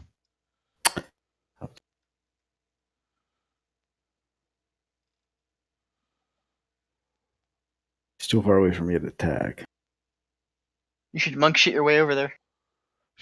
Problem is, I'm gonna monk shit my way back on the lava afterwards. You have to climb the pillar and then jump on the dragon's fucking back. Prince of Persia, that shit. Go. Good game. I'm gonna move over here and ready in action in case he comes into range. Okay. Can't you use your schlong to catapult over to him? I mean, just take a run and Hold slam on. it at the Depends ground. how- pole vault. Yeah, just rock hard yourself and fucking pole vault your way over there. I can pull. No. If you want, I'll allow you to make an acrobatics check to see if you can pull it off. Yeah, No. but then if he misses, he lands in the lava. That will happen. That will happen. Huh? I That do will happen have. if you. I do have +10 on acrobatics, but I like how you're. So- I like how you're sort of considering. no, not Will, this time. If it you- drags on too long there. Will, you were grappled in the claws of the dragon as your compatriots watched from the causeway, debating as to whether or not Tuck could penis pole vault his way onto the back of this dragon. Your back is practically inches from the lava itself. Yeah, and I can only cast things with verbal components, I believe. I'm looking through my spells to see what I have at my disposal. Hold on one second. No, there's just like a big commotion going on here. Just give me 1 second. Sure.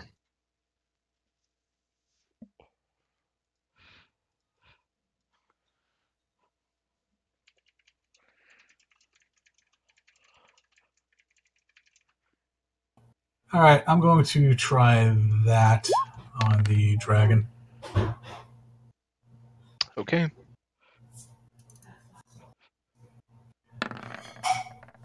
It fails. All right, so we should let me go, yes? It will let you go, and you're flying inches away from the lava. Yeah, but I still have my move. And he has to So- move as far away from you as he can. His speed is 80 feet.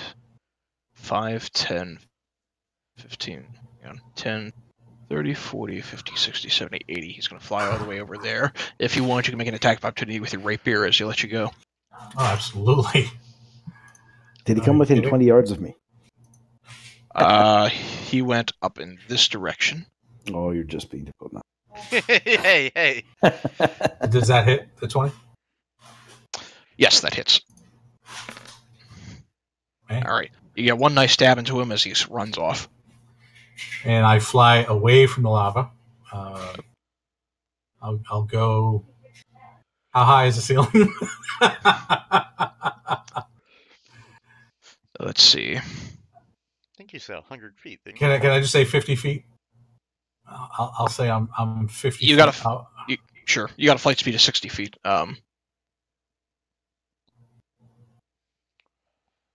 And I'll just move there. Yeah, 100 feet, we'll say, just to make it easy. Okay. You know what? Let's see. and 50 feet up. Okay. And I'll be like, "That's right, bitch. Fear me. Fear the bard. I am music of scary things." Izzant, you're up. So I'm gonna try and draw my bow. And give him a good hit, I guess. You hit. Cool. You gave him a pretty good hit. All right. Arrow pierces into one of the weak points in its hide. Anything That's else? all I scream at him, "Come down here, you coward!" Okay, it's his turn. I can't do anything else if he's not fucking near me.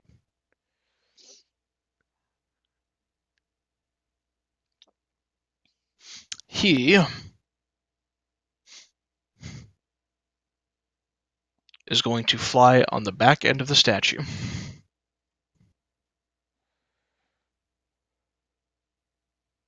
And attempt to save against the slow. He is no longer slowed. Damn it.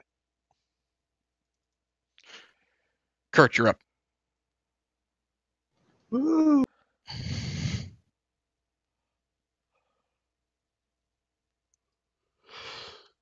Wait, what? Where did he go? Behind the statue. Oh, well. So I can't see him. Is that what you're saying? You can't see him. You're tracking him because of Hunter's Mark, but you can't see him. Cool. You know, if there were ever a time for someone to have a flying snake pet, Yeah, I know, right? That was a long time ago. All right, I'll ready my bow for if he comes into sight. Okay. Tegan. I can't see him, but I know kind of where he went, right? Oh, yeah. Okay. That's only 135 feet, so that is still just fine. So I am going to target the very, very top of this lava face thing, right about here. Okay. There's a portal, or, well, there isn't anymore because it was never opened. Take it back. Yeah, Yep, that's you okay. can target. So right there. Mhm. And then I am going to cast this right on that spot. All right. Crow, you just Battlefield 5 sniped the dragon. He saves. Let's see what was He gets that, 10 pounded, foot taking half radius? damage. Yep. The ice just makes the difficult terrain on top of the Colossus itself. The rest of it falls into the lava and just melts. Okay, well then I won't bother putting it out there. Then. Yeah. All right. You pelt. You hear a couple of rough growls as you pelt him with a little bit of ice. Kaz Okay. up at the top of the round. Yeah, I'm just gonna ready my attack. All right, Ken. Kelly, quick question. Mm-hmm. Earlier, you said the dragon was over here, and that his treasure pile was here, It's on top of the ledge over here. on top of the You ledge. can kind of make it out. Yep. Can I see the top of the ledge? Just barely. If I move to here and Misty stepped over to the ledge, can I get up there? Yep. Bamf! I've Misty stepped Bamf. over to the ledge. Okay. I'm on the ledge. You're on the ledge. You stand on top of a loose pile of loot. It looks like there's a couple bits of platinum. There's some red gems around it, and you can make out there is a wand of some kind and a potion of some kind mixed in. Okay. So I've used my bonus action to Misty Step. Uh-huh. Can I pick up the wand? All right, you pick up the wand. Okay. Now I'm going to say, "Guess who's got your shit, dragon?" And yell All it right. real loud. The wand, for what it's worth, is a simple wooden stick at the very end. There is what appears to be some sort of animal skull tied to it with what looks to be some hempen rope, as well as looks like some animal teeth and feathers. Okay. Tuck is up next. Guys, I'm trying to taunt the dragon. Sorry. Go ahead and make an intimidate check for me while I'm thinking about it. Me? Yeah, with advantage. All right. As you're trying to taunt him out.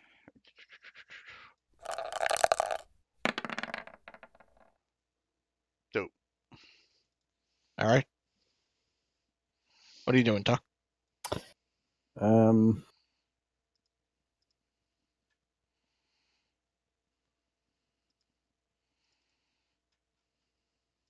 Gonna ready in action and Okay. go over here. Okay. Will, you've flown above the lava. What are you doing? You said 50 feet, right? So, Yeah, fly lets you move 60 feet total.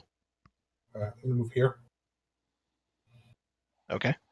And I'm going to yell at the dragon. Hold on. Where is my thing? Here it is. Sorry, just bear with me. I have to go to the... You fight like a milkmaiden. Can't even defend your treasure from a simple wizard. As a reaction, Kemp points the new wand at Will. No, All right. Fails. All right. Will is a lot more intimidating than you, Kent. apparently. Isn't you're up? So for some reason I can't see him, but I know he's back there. Uh-huh. But I guess I probably can't hit him. He has full cover from you, from where you are.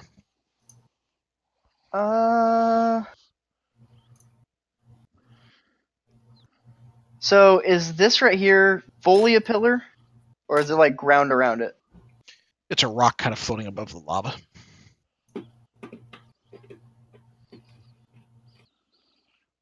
I guess I'll ready in action. If he flies over here, I'll pop him with an arrow. Okay. Top of his turn.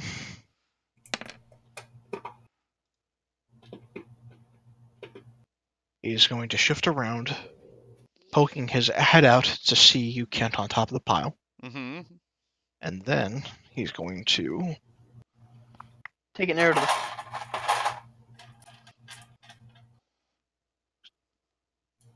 He's going to fly over behind this pillar. Okay. If you want to try to fire an arrow at him as he flies, I'll allow you to do that. Sure. Kurt, you can do so as well. Yay! You miss. 11? That misses too. Fuck. All right. Kurt, you're up. Is he in vision of me, I guess? You can see him behind that rock, but he has some cover. What a big old poop head. All right. So Easy what is goods. cover? Disadvantage? Cover is, in his case, he has +5 to his AC. Ah. I'll definitely never hit him then. But I've got to try. You could roll an at 20, you never know. Nope. The arrow goes sinking into the lava beyond.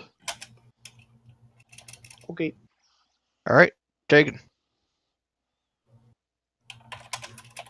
Oh, wait. Before Tegan goes, I have something to share with you. I made a meme. If you could all click on that real quick and just laugh with me, we could have a great time. And then Tegan can have...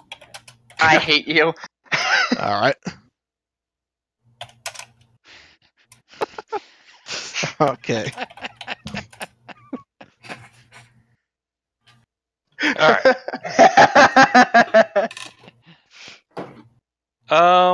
I can see him, right? He doesn't really have good cover from me.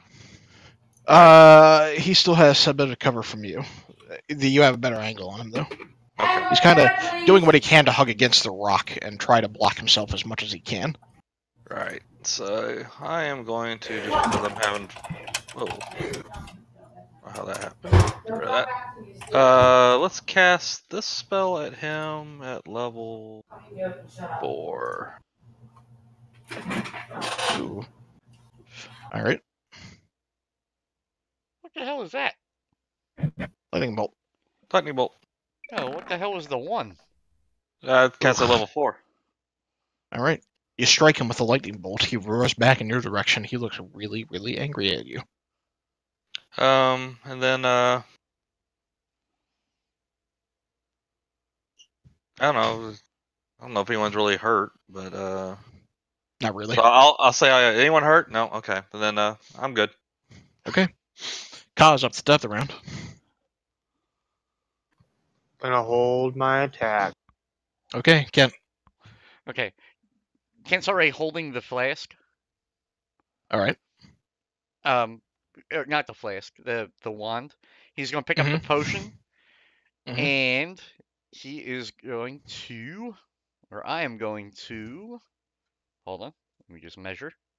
For what it's worth, as you pick up the potion and get a quick peek at it, Mhm. the liquid inside looks almost like liquefied iron. It's pretty syrupy. Okay. So I'm going to pick up that. I'm holding both of those. Mhm. I'm going to Misty Step to here, where I have right Uh-huh. there. And then I'm going to run away 30 feet. Bolt. Yeah, basically, yes. 1, 2, 3, 4, 5. 30 feet. Okay. Okay. Tuck, you're up next. Guess who got your wand?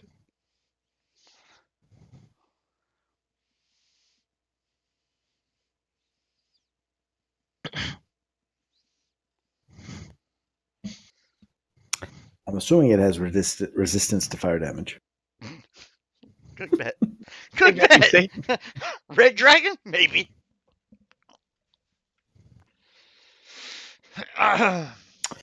Because I could use the glove You gotta. to cast. I You might as well have use to it now. once. Might as well use it once. Blast Fire Gauntlet. 3 charges. I have 7 charges. I will cast. Fireball should be within range. Mm-hmm. I think I set it up in my spells. God knows if it's going to work when I click it, though. I want to cast Fireball on him. Okay. Because I You can take- see him, right? You said? From where I am? You can barely make him out. He has cover, but you can still make him out from where he is. So, all right. Stretching out the gauntlet, you watch as the gems on the very edges of the knuckles begin to kind of sparkle, and fire begins to conjure within the gauntlet itself, and you release a very... Maybe I don't not. know why it's doing. Well, the attack. I don't know why it's doing an attack for fireball because it's not supposed to. It's just supposed to do the damage. Irregardless, he takes no damage. He's actually completely immune to fire. Oh well, I tried. I want to roll the damage to see if it works, though. It works. There you go. That works. All right. I'll see if I can turn off that attack, though. Okay. Will, you're up. So I am.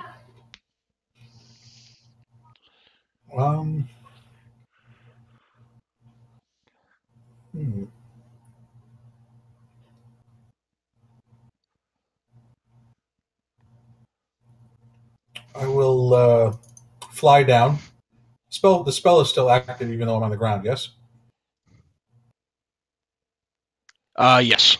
All right, I will fly down and say to it, "Oh, there goes your treasure," gesturing towards where Kent is leaving. All right. Oh, fails to save. All right. He looks back and just... I would insult you, but nature beat me to it. There. Sorry. I fixed He it. says... You'll burn for that. Wah, wah. Wah, wah. Izzant. All right, take another arrow, you fiend. That was me. Sorry. All right. Because he's behind cover, the 21 will not hit. Damn. Okay. Well, I tried. It pings into the rock. It looks like it almost goes for him, but he ducks as he sees it coming, and it just hits into the rock. All right.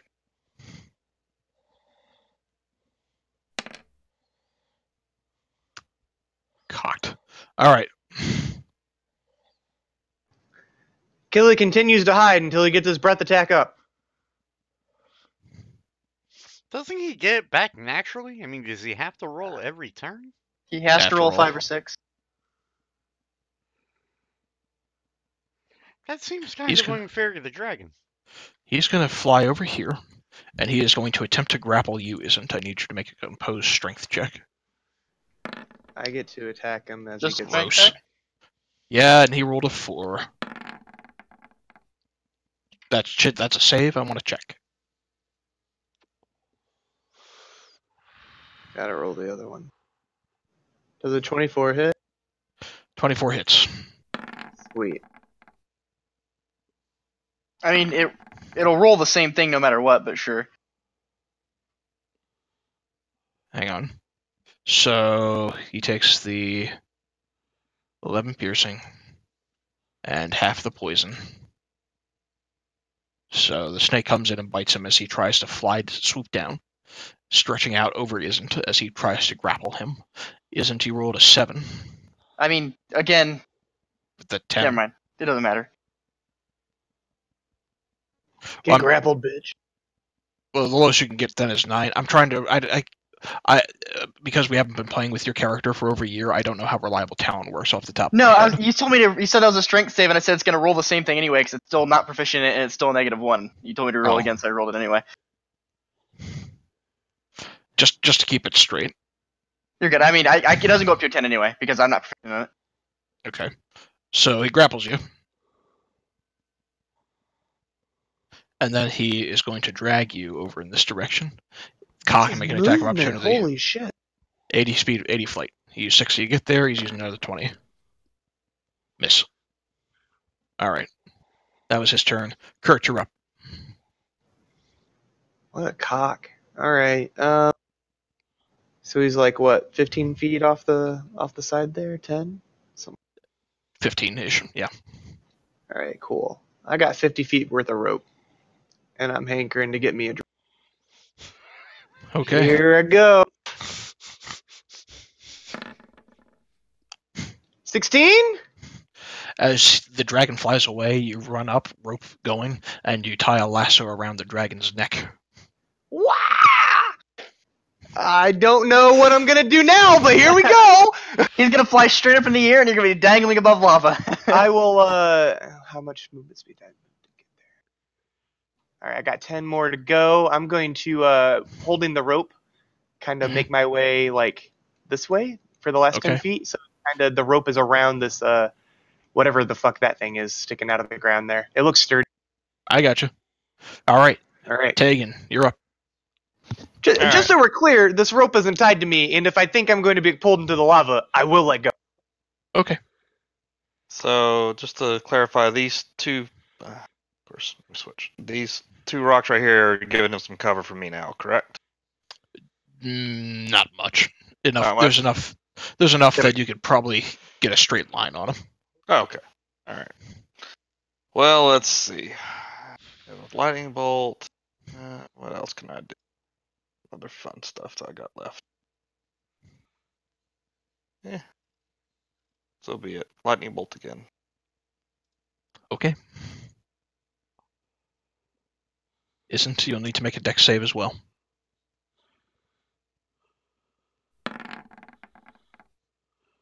He will save for half damage. That's a pretty good damage roll, by the way. All right. It rolls well. Yes. Boo-doo-doo. All right. You save. You take half damage. All right, and I then take no damage. It's a dex save. Fair enough. You take no damage. And I don't have to heal him. Okay. I'm good with my turn then. Kent, as you're retreating back into the halls, the combat is going on. You duck behind this altar with your 2 fresh items in hand, and you hear coming from the causeway, well, not from the causeway, rather, from the tunnel where you came into this room initially, faint footsteps and a chill presence as you see one of these making its way forward. I need to move because I don't see one of those. Oh, okay. Gotcha. I see it now. I don't know if it's because of where I'm... Yeah, okay. I see it. Ka's up next. I want to know what it is now.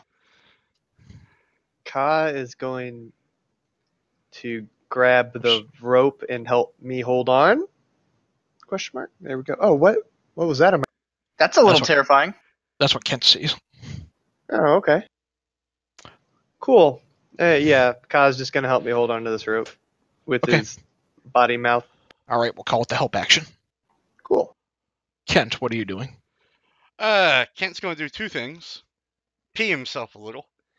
And Kent's going to make his way to here. Now, I saw where it came in for... Wait, hold on. Wait, let me measure, because I don't want to fuck this up. 1, 2, 3, 4, 5, 6, 7. I'm going to go right next to Tegan. Mm-hmm. And now, because the fog of war thing is a little fucked up for me right now, I don't know why. Can I still see it? I mean, assuming... I don't know if it's because it's dim lighting, but I assume it's not because... You can barely make it out. The altar is kind of blocking your view from it now. Okay, so wait. How far did I move? 20 feet? Mm-hmm. So if I go there... I should probably be able to see around the altar there. Kent is going to cast this on that odd creature.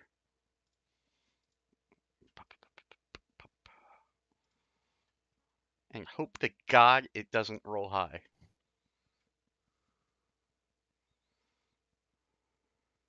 Strength save. Please roll low. Please roll low. No. All right. You release your hand, you conjure the watery sphere, and he's large but not huge, so he does not automatically save. A large or smaller creature can choose to fail it. He's not choosing to fail, but he fails. Restrained by the sphere, he is engulfed in the water. Okay. Kent's maintaining the fuck out of that concentration. That's all he's doing. All right. Tuck is up next.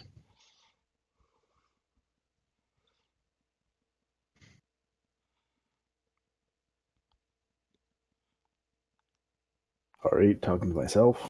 Yep.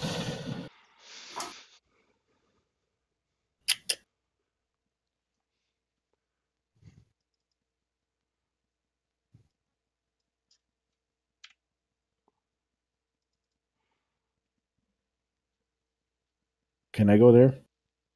Right here. Where are you trying to move? You can move right beside me and grab this rope, if that's what you're asking. Nope, Yeah, I you want to can- hit. I want to throw my staff at him. That's fair. Yes, you can move there. Okay. It's only 50 yards. Throw my staff at the dragon. Okay. That'll hit. All right. You bludgeoned the dragon once. He's looking very, very badly injured. So I Is have, it destroyed? What's I up? have a quick question. Is Mhm. Izzant tied to a rope? No. No. He is in the dragon's claw.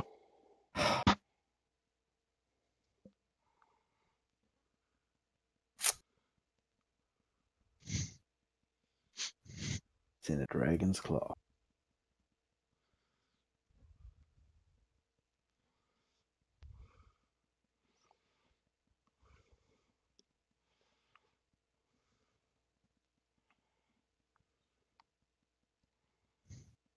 How badly injured is that dragon? Really, really badly? Does it look like it's going to die? Yeah, kind of. Fuck. Maybe. It looks like it's on the verge at any rate. How far is Izzant? Can I throw a rope as a bonus action? No. You can throw it as an action. I already burned half my action, so I can't do it because Nope. my second attack would be the rest of my action. Yep. If I choose to do it. Mm-hmm.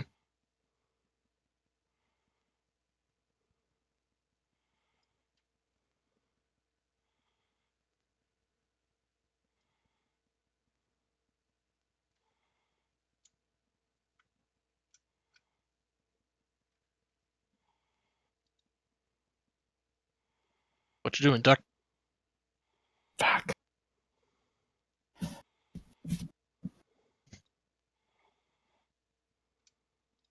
There's a tightrope here you could run across. I know you're a monk. So the rope's tied to the dragon? Yeah. What's the dilemma that Rhinos. you're afraid of killing it because it might drop? Isn't? Yes. I don't know. Izzant does have Misty Step, but I don't know if he can use it. It's a bonus action. I mean, I have something I could try to do as a reaction, but I don't want to say it just in case killing is a no-go after I say it. So. You do you, man. I'm not worried. That hits. Alright. You throwing the staff worriedly as the dragon is kind of shifting around. Pulted against the head, you watch as its eyes roll into the back of the head, and it begins to sink with Izzant still in his claws into the lava.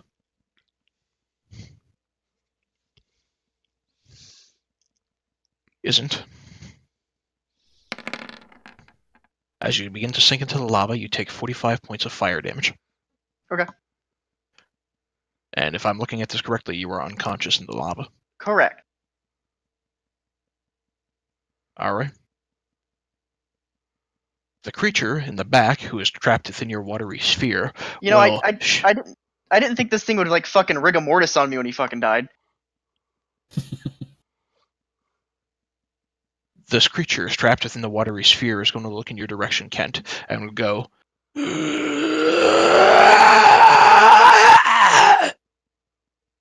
got that. That's going to do this. Oops, didn't do the description. Hang on. Good lord. What? Let's try this. Okay, shouldn't be doing an attack anyway, but I don't know why I wasn't showing the description the first time. Let's just get rid of the damage here so it doesn't do that. Alright. There. Alright. So he is in dim light within this room. He wouldn't be in the lava. So you're not within 5 feet, so nobody is, so nobody has to make a con save. But he can magically teleport 60 feet to an unoccupied space. So he is going to teleport right in between you and Tegan. Okay, fair enough. Will, you're up next. All right. You're fine. I can. No, you're fine. You're fine. Chris, relax. I can 60 feet move with the flight, right? Yes. All right. That puts me right on top of Izzant.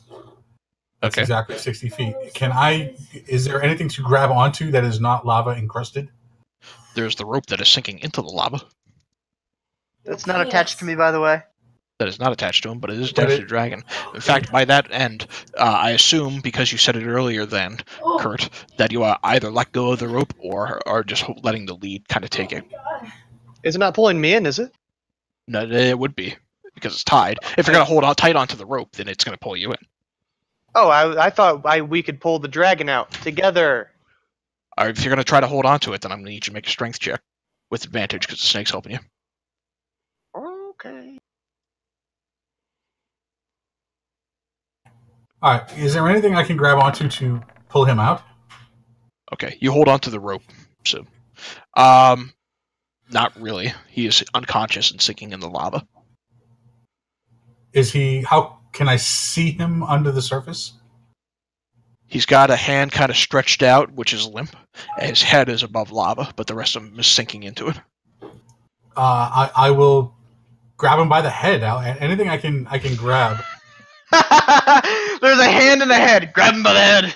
to pull him and pull him out. Okay. He in order to get a good handle on him, you're going to have to stick your hand into the lava, though. I'll deal with it. Okay. In that case, I'm going to say this is because you're not fully immersing yourself. You're sticking your hand into the lava. You're going to take half damage of this, so you take 20 points of fire damage. Dang! But you managed to get a hold on him. So I take 20. 20. All right. All right. Let me just take that off my sheet real quick. And then. Only you had that fire gauntlet, am I right? Could have reached right in there. All right, but at least he's not going to die. Assuming you flew up with him. I think you burned all your movement to get there. I burned all my movement to get there, but I am pulling him out. So.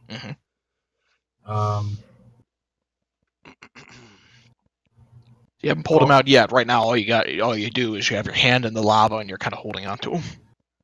Oh well, wait a minute, because if that's the case, and I'm going to take the damage again, then we're both going to be in the lava, and that's not helping anybody. You already said it. All right, I'm going to healing word myself. Okay. At level 4. Okay.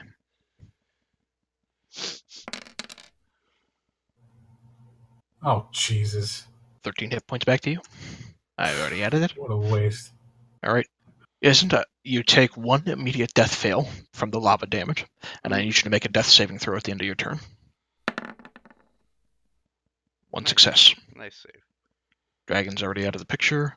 Kurt, you're up. You're holding onto this rope, and you got a good firm hang on it, thanks to the snake. Yeah, so I wanted to use this like fulcrum to try and like leverage the dragon back up onto land here. Is that going to be possible? You can make an athletics check if you want to try to pull him with advantage. Sure. How much does the fucking dragon weigh? Well, to be fair, it's in lava, so it's kind of floating.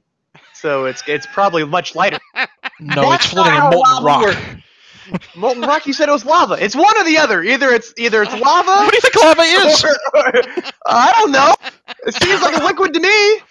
Try your athletics check. Red hot magma. Magma. Yeah. The only reason you're holding on to him now is because you got a strength check there, pal. And it's a fulcrum. Look around. See if there's anything you can use to construct a rudimentary lathe. I don't know how to lathe it. I'm a man of science. You try instead of pulling him, it begins to pull you, and you use your feet to kind of steady yourself on what you're calling a fulcrum here. Yeah, that's a giant fulcrum. That's exactly what it is. And you're trying half of his weight and puts it into the fulcrum. You're trying to hold on to it. It's pulling you in. Oh shit! But you steady yourself on that. Tegan, you're up. Hold on, I'm still laughing at this whole thing. Hold on. Just laughing at the Dr. Connors, who's not a scientist. No, I said I'm a man of science. There's a difference.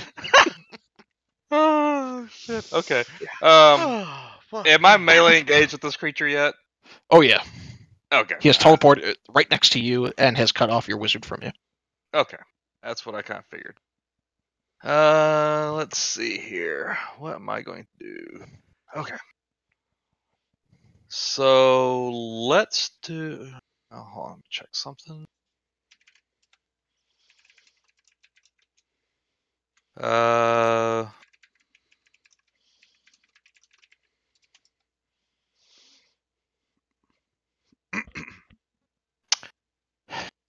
You say I'm cut off, so I can't actually move around him, correct?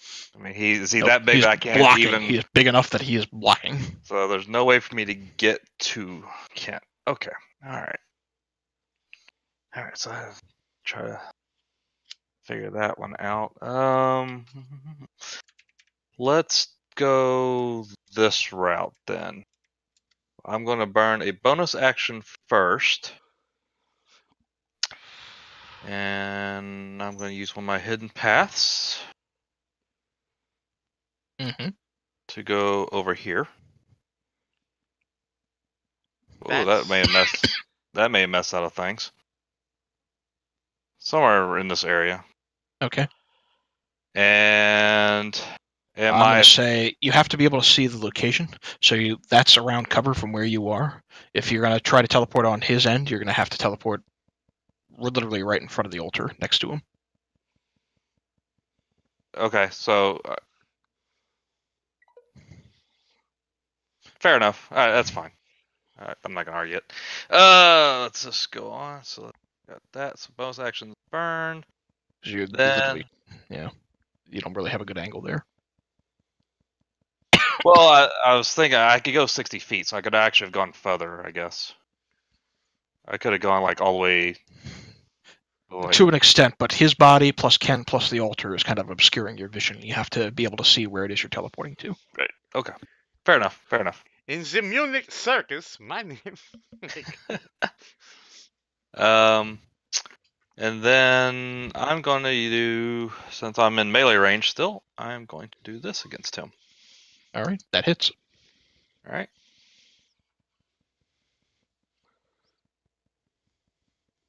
All right, you Okay. slashing into him. We'll do 10 cold. Is that what it says, or acid? It's acid. I don't know if that works against him, but I'm going to try it anyway. All right, you get the acid claws into him. You watch as bits of the bone and sinew around it begins to sear away. It looks in your direction.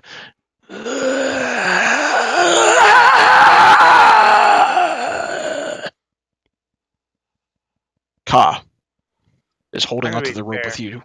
I completely forgot this guy was still down there. I feel dumb. Oh, don't worry about it. I'm gonna give the help action, holding onto this rope here. Okay. There we go. That's it. All right, you gonna actually try to pull the dragon up or anything, or are you just holding onto the rope? Can I? Sure. I will try to pull the dragon up. What do I need? Make another strength check with advantage because Ka's still helping you.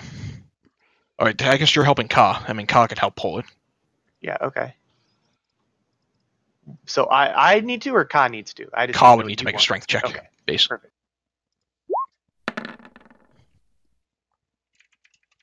Sure. The rope doesn't go anywhere. Okay. All right, Kent, you're up. Kent is up.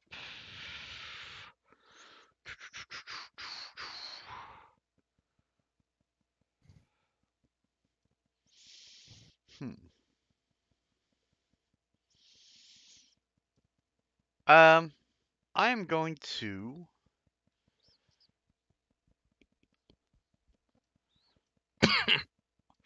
I'm going to cast animate objects on the 10 ball bearings that I have on me. Okay. And I am going to pelt that motherfucker with them.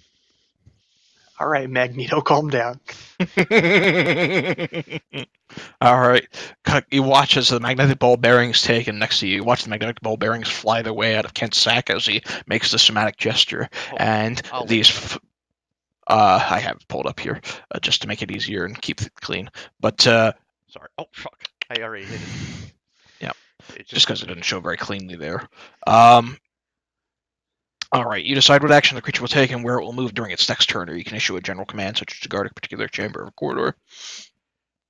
As a bonus action, so yeah, you pelt them all with them as a bonus action. These are tiny objects, all 10 of them. So roll all of them with a +8 to hit. Okay. So roll. So 1d20 plus 8, 10 times. Or yeah. Alternatively, you can just do 10d20 and add 8 to each one of them. Wait, hold on then. Let me cancel that. Shit, sorry. Alright, That's okay. The first one will strike into him for what it's worth. Okay. Yeah, I'll just roll. Yep. That hits. 2 hits. 3 hits. That one doesn't. That's a miss. That's a miss. That's a hit. What am I up to, guys? You're at 8. This is the hit. That's a hit. One more. That's a critical hit. That's a critical hit, yes. 2 of them. All right. Yes. Okay, so if I'm doing my math correctly, 1, 2, 3, 4, 5, 6, 7. 7 of those 10 will hit. 2 of them are crits. So roll. 5. We'll start with the non-crits. So roll 5d4 plus 20.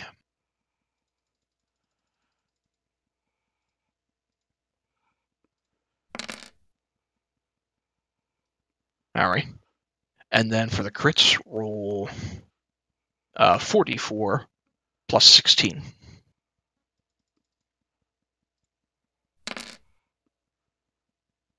All right.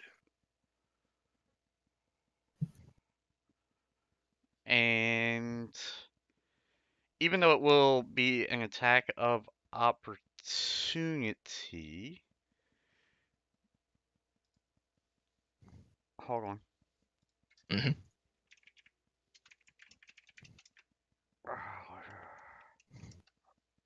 Let's see here. I'm going to try to make my way to the other edge of the thing here. Okay. And that would be my move. Okay. So as you retreat, yeah, he's going to make an opportunity attack against you. He knocks the shit out of me.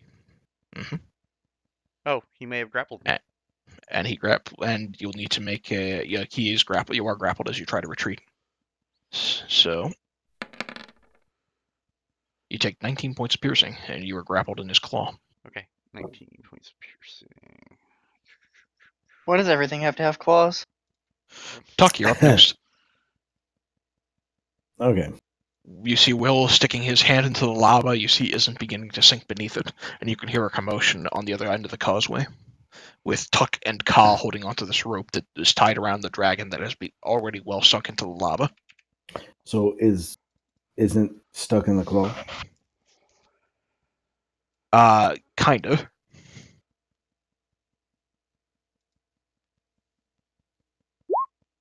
And Will is flying.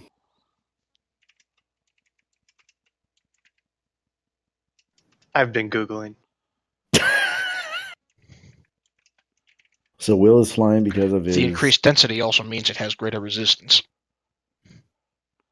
Right, but I don't think our friends would sink into it. They're still burning in the lava. Sure.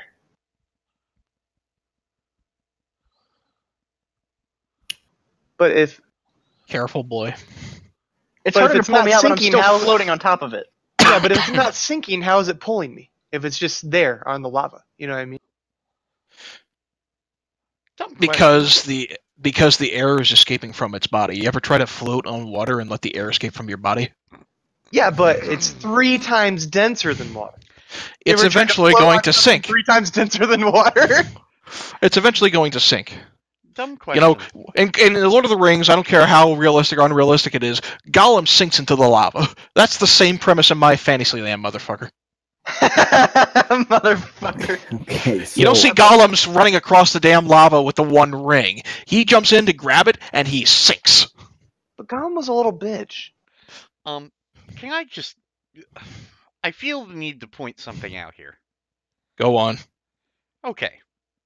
So, yes, the dragon is going to sink into the lava, right? But is the dragon not immune to the fire? Couldn't these guys just jump up on the dragon's back?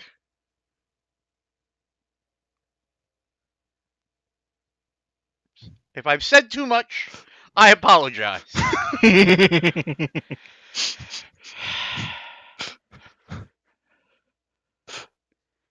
The dragon has begun sinking into the lava, as has Izzant.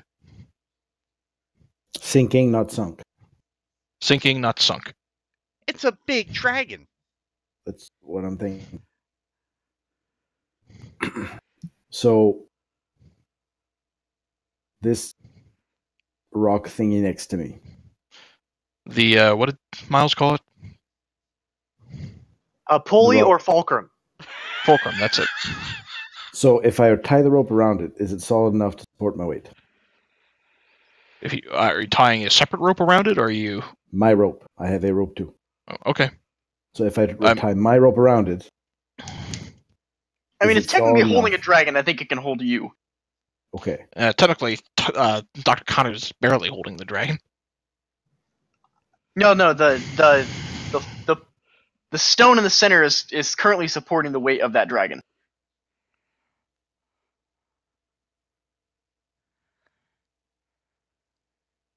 I don't think you guys know what a fulcrum is. I think you think you're going to get this fucking dragon up on shore, and you're not going to do I think I'm about to summon a Draco Lich on your edge. Okay. Atch? I'm gonna tie the rope against this fucking thing next to me, Uh-huh. and I'm going to jump on the dragon. Okay. At that point, I'm going to try and grab Izzant and pull him on top of the dragon with me instead of in his claw. Okay. If you're going to try to land on a part of the dragon that isn't in lava itself, I'm going to still ask you to make an acrobatics check. Sure. With advantage because I'm fucking amazing? Or just... No. No? Okay. That was a good line. Good enough. You're on top of the dragon, Yes. and you're still going to have to, like I said to Will, you're still going to have to essentially dip your hand in the lava if you're going to try to grab onto a good place on Izzant. Can't you just stick his fingers in his mouth? Just grab me like So- a fish. So, I'm going to play the game here, and the Blast Fire Gauntlet, which Mhm. basically incinerates things with fire, I'm assuming is immune to fire. I'm going to put my that hand, grab Izzant, and pull him out. I'll allow it. Okay. No fire damage. Now, if you're going to try to pull him out of the claw, I still need you to make an athletics check. Athletics check. You do not pull him out. He is stuck against the claw of the dragon. Not even with the combined might of will.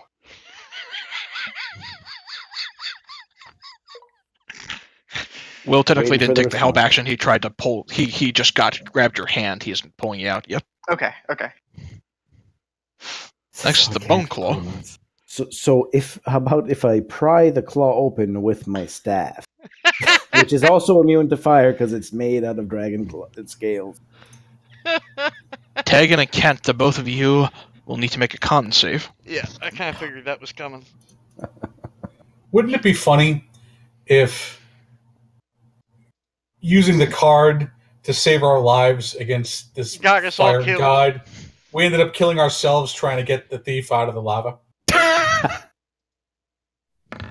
Wait, Oh, no, did I have a con- plan. Oh wait, what the hell Like am I doing? somewhere the fire god is watching this on like a portal screen and just giggling his ass off. Oh, I disabled the roller thing. I didn't realize. All right, never mind, Kill. Sorry about that. If The both of you take 44 points of necrotic damage, Yep. with Kent falling unconscious. Yep, I'm unconscious. And then he is going to magically teleport, dragging you along to an unoccupied space he can see. Which, really, this is probably the best place. And he has you in his outstretched claw over the lava.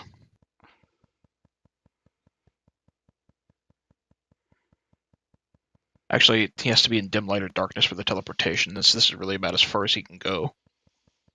Right about here. Do you know what's funny about that? That's what I was going to do to him. Okay. Will, you're up. Your hand is kind of grabbed around him. Around Izzant, who is stuck in this claw. Yeah, I'm gonna fly up with him. Oh, he's stuck, huh? Great. Mhm. Because Tuck's trying to help pull him out, you can make an athletics check to try to free him. But you can do it with advantage. All right, let's try that first.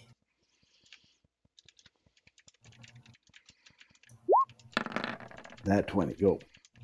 You pull him so hard with Tuck's help that he breaks free from the claw. One of the claws of the dragon actually snaps off, and you pull Izzant out. And then I will use my movement to bring him over here. Okay. Out of curiosity, does that mean the dragon's claw is still wrapped around me? It's just broken off? Kinda. And drop him. Okay. And bonus action. No. Yeah. You know why? Because I can. I'm going to use a.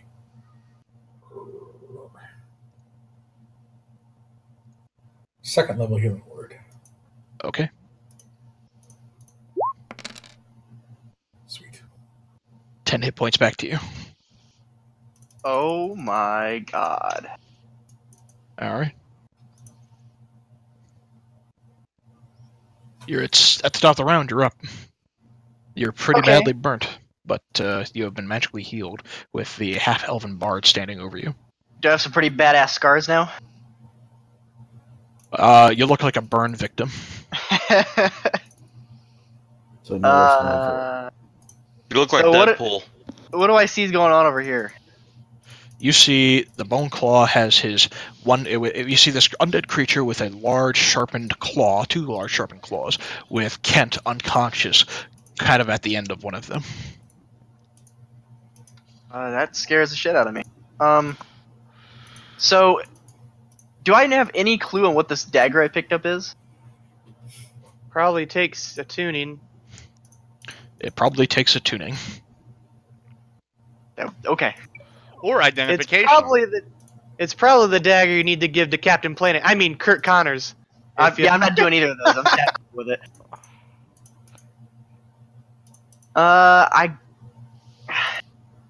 I'll shoot my bow at it for now. I'm afraid to get too close.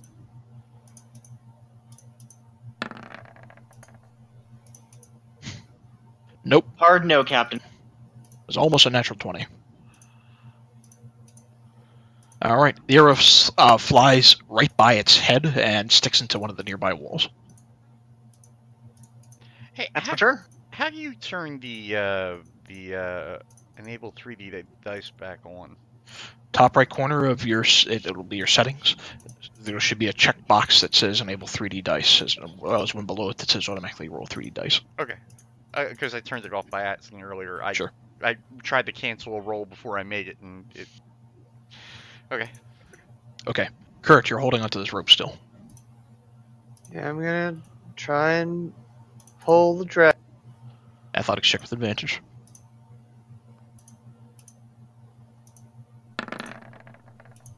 Okay. You begin to pull it slowly in your direction, Well, yeah, I'll just. and getting more of it out of the water. Or lava, excuse me. Yeah, it's very clearly lava. Alright, I'm done. Tegan. Okay, I'm going to do my I don't even remember what it's called at the moment. Hidden paths to here. How many charges of that do you have left?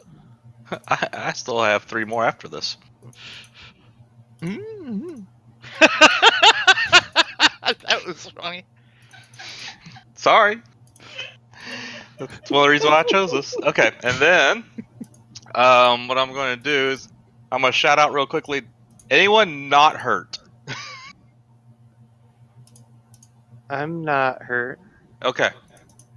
So then I'm going to cast this at level 6 for everybody but Dr. Connors, since he's not Okay. hurt. The rest of you get 26 hit points back. Within a 30-foot radius. With a point within 30 feet. So here's the trick of that. You have to pick creatures within a 30-foot radius. So you could affect everybody in the party up here, or you could affect Kent. Oh, well, I'm definitely including Kent. Or yourself and Kent. Right, so I'm targeting me, so I Let's should take a get look at this. Kent and then get everybody around me. Yeah. I guess I get Dr. Connors since Tuck's a foot too far away. Connors is still in your 30 feet. That's what I'm saying. I thought Tuck was already back over There we too. go. So If you're targeting right on top of you, there you go. It'll avoid Tuck, but it'll hit and avoid Dr. Connors, but it'll hit That's everybody else. Wait, Yep, what? they're No. good enough. Okay, so 26 you said? 26. Okay. If you're getting it up here, then it's going to miss Kent. Oh, okay. Yeah. That's still 30. The black circle indicates the 30-foot. So if Dr. you're- Card doesn't need it anyway, so let's just move it down so Kent gets it, because Kent's the one I'm definitely trying to make sure gets it. And I'm trying to also get you healed up as well. So the 2 people I need to get healed up are the ones that I care about. Yeah. So that isn't Tuck's doing good anyway, so. I'm isn't fine. and Kent. Isn't Kent, Ka, yourself, and Will. All 5 of you, 5 of you will get 26 hit points back. Alright. Kent, you're no longer unconscious, but you are still grappled. Mhm. Ka is up at the top of the round. Here comes a strength check.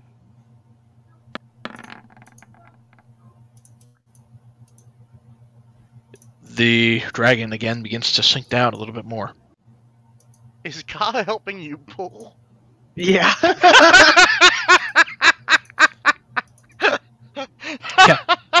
Sorry. Kent, you blink your eyes and you are grappled still by this undead creature. Not only do I blink my eyes, but I blink myself. 30 feet Mm? in that direction. Okay. You blink your way out of his claws and misty step out of the way. And then I run another 30 feet. Alright. So, hold on.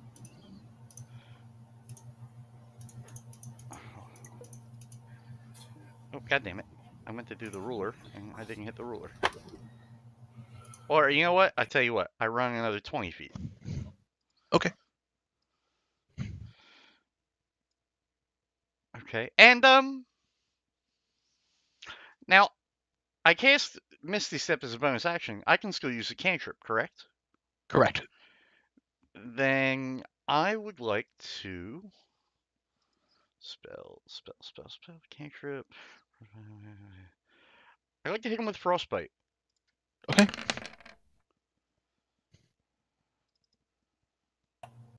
Hey All guys, I hate to interrupt, and I'm sorry to do this, but my wife's really not feeling well, and I need to go and deal with her. So Okay. Okay. I'm going to call it a night. I apologize. It's all right. Please don't get Will killed. I appreciate that. All and just keep a record of whatever treasure we find, assuming we survive. Okay. Okay. Thanks, guys. Again, I'm sorry. No, It's all right. Don't No worry about it. See you soon. Later It's all on. good, man. Alright. So the frostbite does land, and it does land for what you believe is the full effect, but it looks like the frost damage isn't nearly as strong as you might otherwise be hoping. Right, but he does get disadvantage on the attack. Next attack. On his next attack, yes. Okay. Alright. Tuck, you are slowly beginning to sink on this dragon's back. Here's a question. Mhm. If I check for loot on this thing, is that an action? On Bonus the action? dragon? Anything at all? Yeah, Yes. on the dragon before it sinks. Can I still move after? Yes.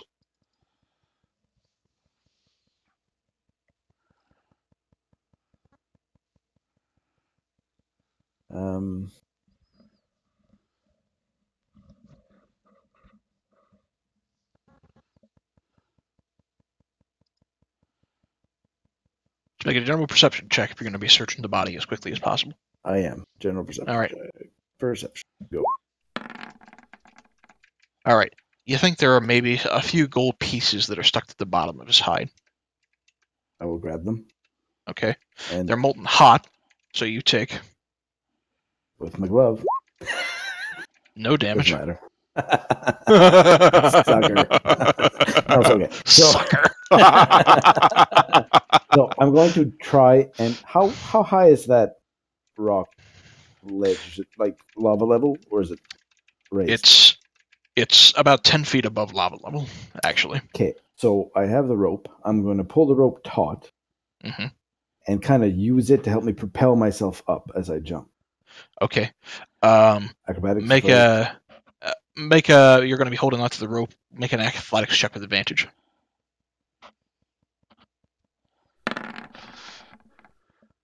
Well, You pull yourself straight up on top of the ledge. which would be here. Yep. Can I untie the rope as in bonus action going on? You would here have to or not? untie it as an action. Okay, I will leave the rope there for now. It is It's 50 feet, so I should be able to move anyway. How much movement would I have used to jump? Just the 10 feet? I'm going to say 20. 10 feet to move across, 10 feet to go up. Okay, and I'm going to move here, which is still... No.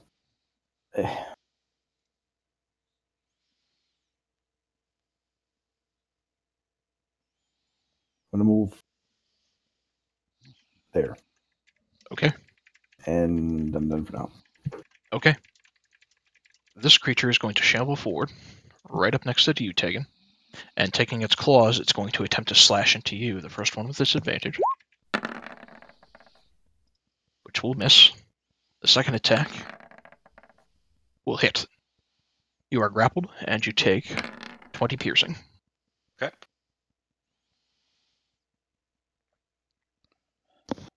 Dragging you, he is then going to shift around and hold you out over the lava. Will, you're next. Well, Will's gone. He is...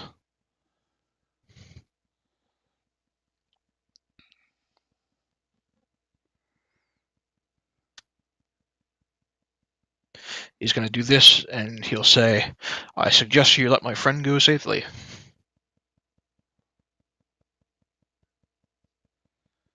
Unfortunately, he's immune to charm, so he does not affected by that whatsoever. Will says, oh well, I gave it a shot. Izzant, you're up. Shit.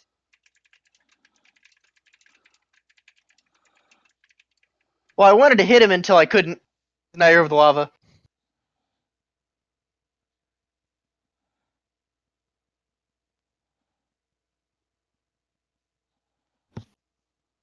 You worry about hitting him with me over the lava? Don't worry about it.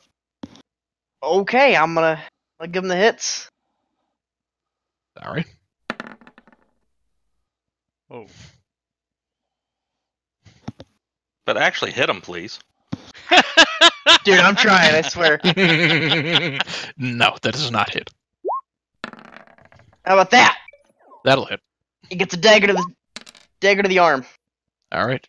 He gets a dagger to the arm. You listen as a nasty screeching sound comes as you basically scrape against raw bone. It looks back in your direction with shadowy tendrils basically flowing out of its eye sockets and you and goes, sense. Kurt, you're up.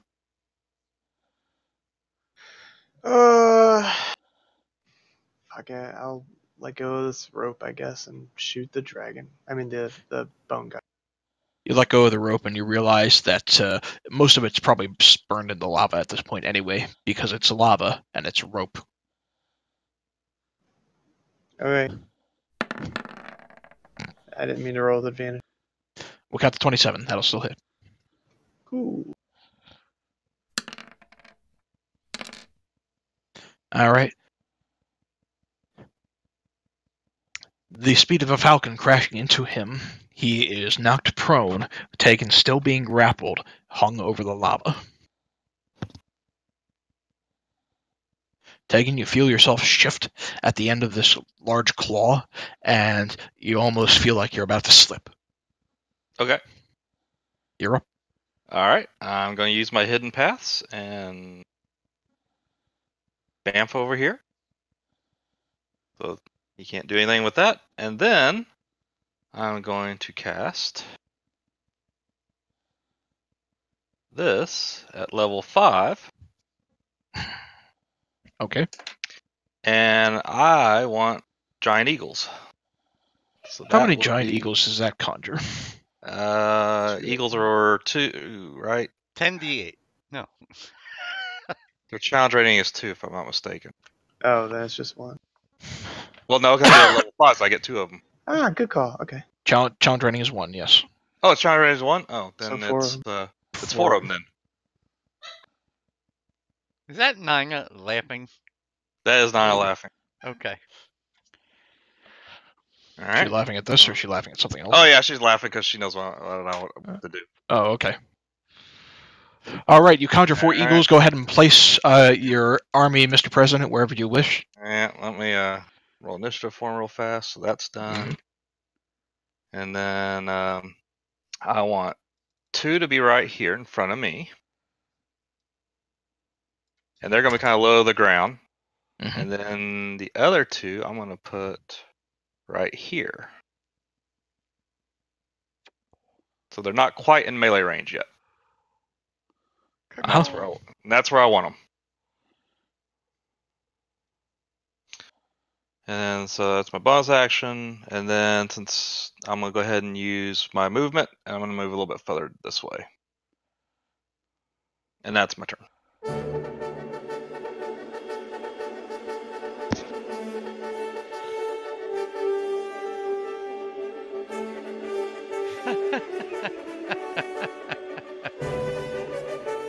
Kyle's up next.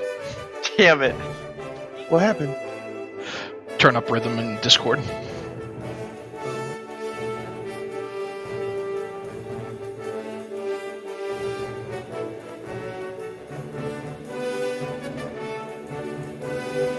What's that song? Independence Day. I thought you were going to go Flag of the Valkyries, but that's okay. I didn't think of that one. With the Eagle Air Force.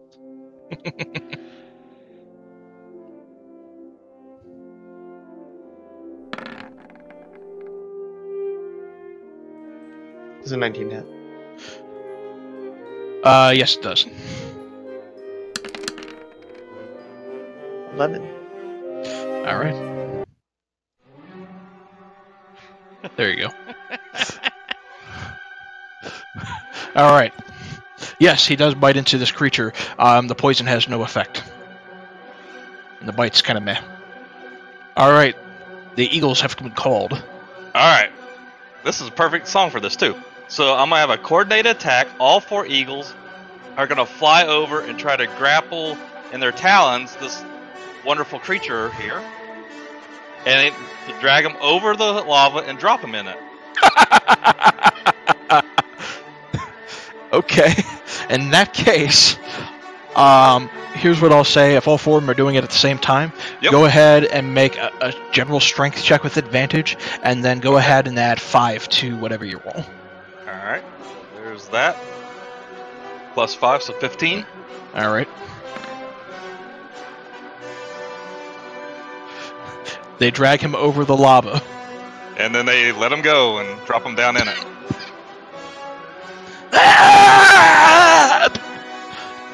He begins to sink down into the lava, taking 60-10 fire. He takes 32 points of fire damage as he begins to sink down into the lava. Kent. And I will yell at him, try to hold me over the lava, will you? Kent, you're up. Kent's going to cast Magic Missile at level All 5. right. Magic Missile, level 1, 2, 3, 4, 5. Alright. Alright. It's 22, 28, 32 points of damage. Alright. You watch as firing, you extend out your hand at this creature who had been assaulting you, and missile after missile escapes your hand, and each one begins to pound down like a jackhammer on top of this creature's head, sinking him further and further into the lava, because creatures eventually sink in lava, don't you know? And eventually he just gets completely submersed, and you hear a final Voila! Told you that song was appropriate. Alright. You're out of combat. Holy shit. Is everybody okay? Yes and no. Yep. Yes and no.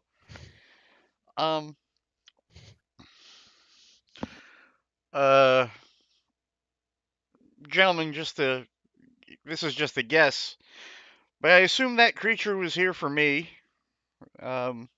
We've run into one such creature before. I'll explain to Izzant that a little bit about the staff and the all the And necromantic shit and all that. how much of that are you divulging? Are you divulging everything, or I'll divulge everything to Izzant. okay? In a very brief overview, what he shares with you is that he was given the staff from what he presumed to be his dead master, and it apparently has the ability to absorb powerful souls when they're defeated, and he can use the charges of those souls to give himself power in some way. He's not fully uncertain of everything that the staff is capable as of yet, and he recently learned while you were in tow that the only way to destroy the staff and whatever evil power it has would be to destroy his master. Which is why I asked for your, which is why I asked for your help in doing so if we run into him. Right. He will also share with you that his master told him that the staff acts as a beacon to minions of a dark lord known as Zaxxas, who apparently is a servant of the previous god of death, Merkul, and is seeking to obtain the deck of many things as well as the winds of fate alongside a item of his own creation known as a dark heart, or Heart of Darkness, or whatever you want to call it, which isn't really a physical heart. It's some sort of item that he has gotten a hold of, and he wants to essentially gather all three relics in order to either bring Merkul back into power and dispose of Kelimvor, or to otherwise give himself power and become the new god of death. It's not really quite clear. Okay. That's just a little bit terrifying to know all that now. Just a tad. But I look at you and I say, you're up to the challenge, right? Tell me who I need to stab. And Izzant, you of course had the freedom to choose, but you'll remember that your original mission was to dispose of the surface dwellers who had taken hold of these ruins, and with the death of this last individual, and based on what these other folks have told you, if they get out of here, your mission's complete. Perhaps we should search the bodies that we are able to get to. All of them are kind of in the lava. What about the chick? She disappeared in a puff of smoke when she died. Oh, that's right, she did. I'm sorry. I will ask you to identify this dagger for me. I have 2 identify things that I need to do. Actually, I'm going to hand the potion to Dr. Connors. And I'm going to say, Dr. Connors, I'm sorry that you did not get your big dragon. I'd like to just console him a little. I feel bad about it. I'm laying in bed crying. And I would like to, I'll give him that, and I will identify the wand, and I will identify the, what do you call it? But perhaps after we move out of the room with the lava that's hot as fuck. Okay, I can agree to Done that. and done. So that's the potion.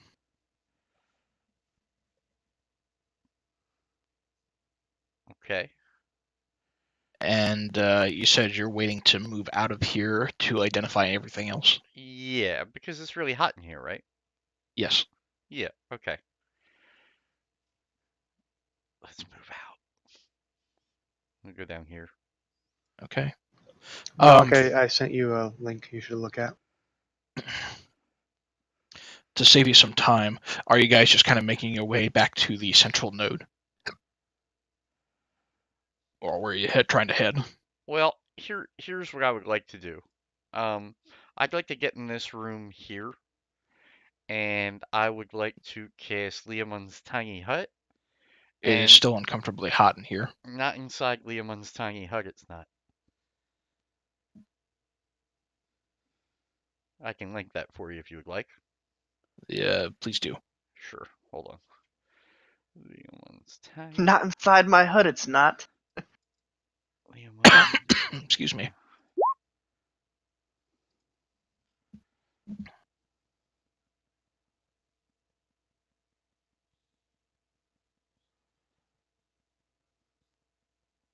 Comfortable and dry, regardless of the weather outside. Okay. Yeah, you're right. And I would have thought about doing that before we actually got into this whole fucking thing, but I didn't, and I feel like an ass for not doing it. Because I imagine that would have relieved the exhaustion from the fire before Well, it we. still would have been a long rest, and he would have just summoned a fire god, and I'm sure he would have just strolled into this room while you're sitting here anyway. So like, You're absolutely correct. so it's okay. Well, no, we had taken a short rest beforehand after I had already taken a tick of the what do you call it. So, anyway, but while we're in the hut, if you guys would like to rest, we can rest here. We kind of like right up against each other, unfortunately, but you know. And I would like to identify those two other items: the wand Okay. and the dagger. We'll start with the wand.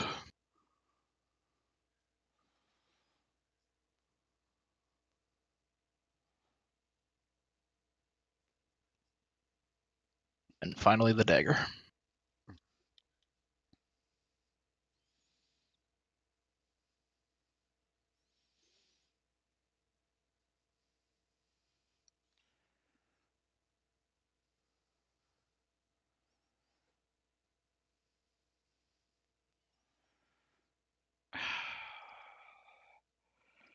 Killy, if I rolled a history check, what did the dragon lady want us to get? Because I just don't remember right now. I'm kind of tired. She wanted you to return with the Winds of Fate that Dr. Otto Octavius stole, and return with Otto Octavius alive if possible. And we haven't run into him yet. You don't know what the story is with him yet. No, I understand that, but I'm just saying we have not run into him, so. Right. I am going to suggest two things. One, I'd like to hold on to the wand, unless someone else wants it. Anybody? You man. It's all yours. Okay. Secondly, obviously, give the cool ass dagger to the awesome rogue, even though he already has it. I'll hand it back to him. You're the bomb diggity-o. And third, I do not want to put the potion of invulnerability into the bag. Let's pick someone that we think will need it. Yeah, it's you. No, I don't think it's me. For the most part. Okay, I don't care who gets it. Tuck? Tuck? I guess. I'm thinking Tuck. Who's doing what now? Do you? You're getting a potion of invulnerability. Awesome. Done and done. And then we should. I agree giving him that potion with the caveat that he cannot use it on his penis when he fights his next man lover. I have to fight that specific requirement. Who's getting the dagger? I am. Prepare for a whisper. By the way, that was a Nina pass on for you, sire. Mm-hmm. So, are you guys? My penis. So, are you guys letting the drow take the dagger then? I really don't want him to have it, but I guess that's not up to me. Yes. Okay. Malik, you gain the following flaw that I just whispered to you. You know what? I can live with that.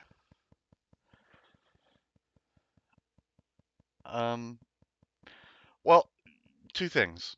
One, should we rest here? Because we are protected for the time being. Assuming, like, you know, an 8-foot-tall undead colossus doesn't walk in here and fuck me up. Although we would have to get through the sphere. And secondly, how much further do you want to go tonight, Killy, with Pant being gone? Probably not too much further, but we'll see where you guys ultimately wound up going. We need to decide what it is you're actually doing here first. You guys up for a rest? Let's rest and check our quest log here. What do we need to be doing? I mean, we defeated all the cultists. Well, see, that's the question, really. Because you figure this. I don't want the hands of fate to go to anyone. I don't trust my former master. I don't really trust the dragon lady, and to be fair, the only thing she offered was another magical item if we gave them to her and dealt with Octavius. I don't know that that's a winning play. Yeah, I mean, we already have the deck, right? So why don't we just keep the other one, the fate? Yep. And you guys tell me how you feel on this, because I mean, Krell, Garen doesn't care. Garen's like, what can I hit? Yes. I mean, the only thing I want to do is once we go to sources to see if the weather's turned back to normal. Fair enough.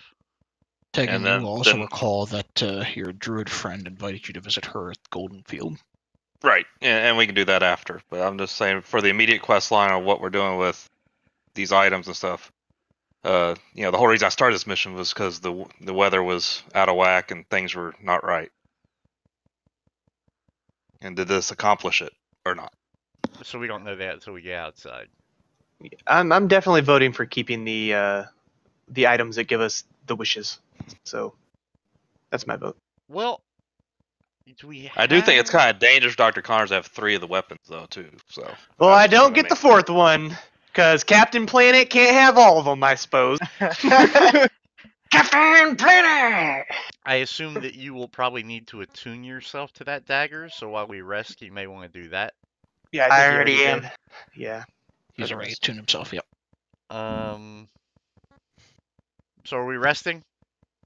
Yes. Let's rest. You guys want to Okay. do watches?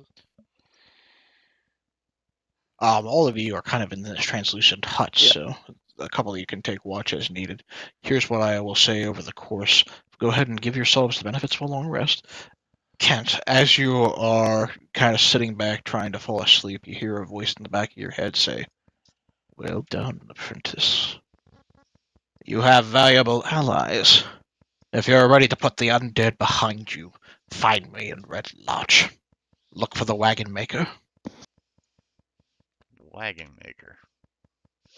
Obviously, he probably can't hear this. Is not a two-way conversation. Tell him. Hmm? Tell him that. I'm trying to think of what you should say to tell him. He gives you a passphrase that I will think of something clever later on down the line. I had something, I don't remember what it was. He gives you a passphrase to tell the wagon maker. The blue emu flies at midnight.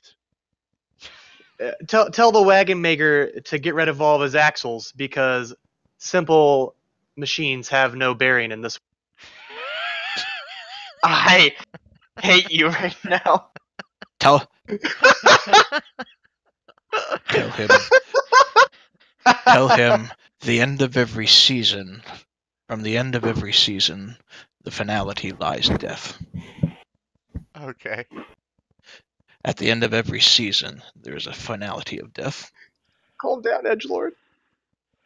Oh wait, the end of every season finale lies. I should probably write that down because I'll probably say something to the guy and be like, "Oh," he's like, "Ah, here's the brothel instead."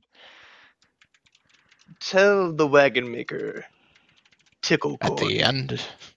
the end of every season, there is a finality of death. Lies the finality of death, even. All right.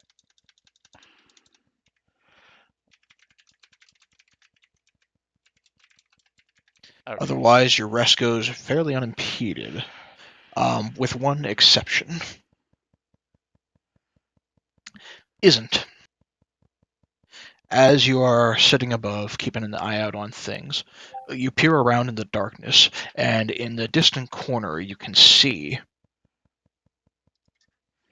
there is a faint figure that is looking in the direction of the hut.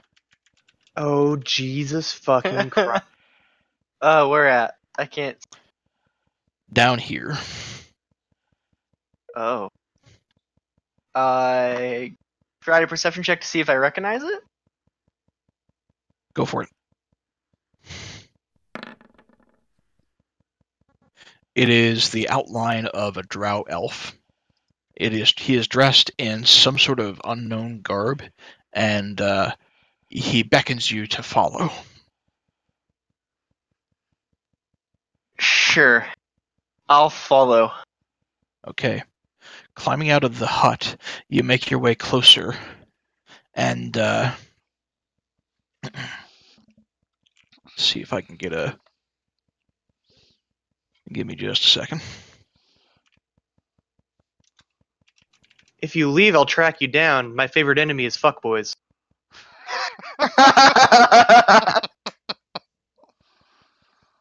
By the way, you guys can leave and re-enter the hut. If I leave the hut and try to re-enter, the hut disappears. So. Right.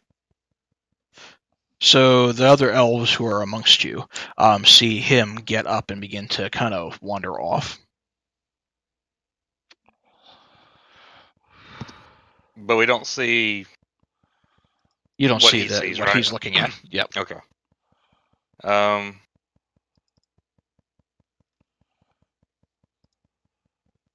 You know what? I don't know if I care. I'm just gonna let him go.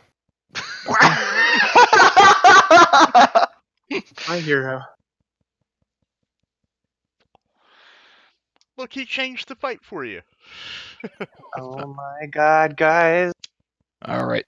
So as you approach closer, you can see the outline of his garb. This particular drow individual kind of looks like this. He's wielding a shield made out of, or with sort of a loth design, and he has in one hand a weapon that is unfamiliar to you. And he says, "We have an interested party that would like to speak to you." You have to give me more information than that, I'm afraid. He says, "If you follow me, you can speak with him yourself." So, out of curiosity, are the other two elves looking at me? From Are the the hut? other two elves looking at him? I'm keeping Roll an eye perception on check. you, but I'm not really. I'm not really doing anything. I'm just staring at you. Like, okay, you're walking off. So I know you guys can't understand hand symbols from Thieves' Cant, but I'm gonna do my best to relay information to you guys. Behind my back. Make an Trying insight to check, jerk us off again. if have you me wish, make- Tegan. Oh, me doing insight? Okay. Yeah, to see if you understand the hand signals. Okay. You get the sense that he is telling you there is some other individual there that he's talking to, and he wants to take him away, or at least take him off for a bit. And is the hand signals also telling me that our drow friend wants to go with him, or does he want us to do anything, or is he just letting us know? I'm forewarning you. Okay. All right. And then I will follow him. The individual steps aside and beckons for you to follow him towards the south. He then points to across the bridge where you can see two more individuals kind of standing very close to the sides of the rock here, who are dressed and wielding the same sort of weapon, are just kind of waiting. And the one behind you nods and beckons you forward. Okay, I'll keep strolling. I'll keep playing their game. Okay. You eventually stroll forward to just in front of them, and they beckon you to stop. You see across the bridge an individual another drow elf. He is wearing what you think might be an eye patch over one eye, though it's hard to discern. He has a very well-carved rapier at his side and is dressed in an awkward mess of purple and yellow in a garb that you've never seen before. He has a wide purple hat that he is wearing with a feather sticking out of it. He strides forward, and he looks like this. That's one dapper fucking drow. I knew that was him. And as he strides forward, these two individuals wielding these foreign weapons standing off to his side, he steps forward and does... "Very impressive, my little scout friend. Very impressive. To use such a card at such a demeaning time to save everybody, and to claim these holes all for yourself. Tell me, my young friend, what is it you plan to do now? Well, honestly, I've always wanted to see the surface. That's an interesting goal. I'll tell you what, friend. I forgive me, I have not introduced myself. I am Jalaxa Bay Henry. And he takes off his cap and does a wide, sweeping bow before getting right back up and putting his cap, writing it just correctly, and he says, I have my own team of forgotten drow, who wander about the surface, and handle the odd job here and there. If you're ever interested, we are always looking for more skilled drow such as yourself, who are willing to accept the wanderlust of above. Your offer is tempting. Is there any way I could get in contact with you easily? He looks at one of the guards and nods at him, and he watches the guard pulls out a piece of parchment that has been sealed with an unknown symbol, and he hands it off to you, and he says, you can find me in the city of Waterdeep. Head down to the docks. Let's go down. I'll try my best to imitate his bow minus the hat. Mhm. And I will thank him for his generous offer, and I will keep it in mind. One final bit of business before you leave, my friend. Do you ever intend to return to Menzo Beranzan? Not unless they drag me back. Good. Do not return if you can help it. May You I have ask nothing- why the forewarning? He says, what do you know of your family, since you have been lost here? Much as I've known since I've grown up there, really. I think he means like what Yeah. happened. Have you gotten any Oh, okay. Sorry, I misunderstood. The only thing I remember is we were fighting to be top house. They sent me out here to hopefully clear these lands to hopefully gain a little bit of favor with Wolf. He shakes his head and he says, again, a simple recommendation.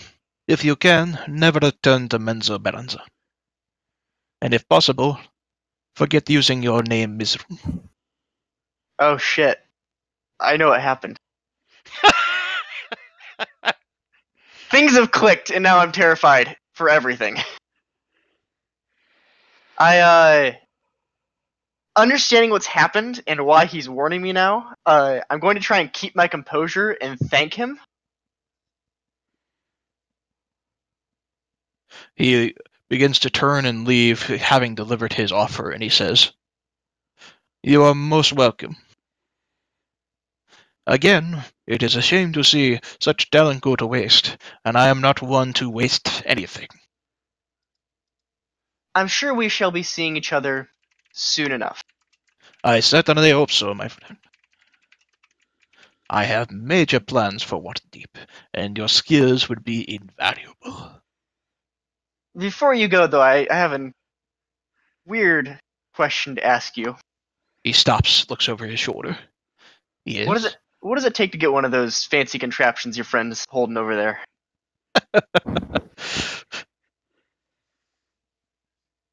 He says, find me in Waterdeep, and we shall outfit you as you need. It takes a bit of practice, and I would not want such a weapon to be loosely thrown around. Call it a measure of trust to be earned. As you are. He nods at his guards, and they begin to leave. I'll stroll back, I guess, then.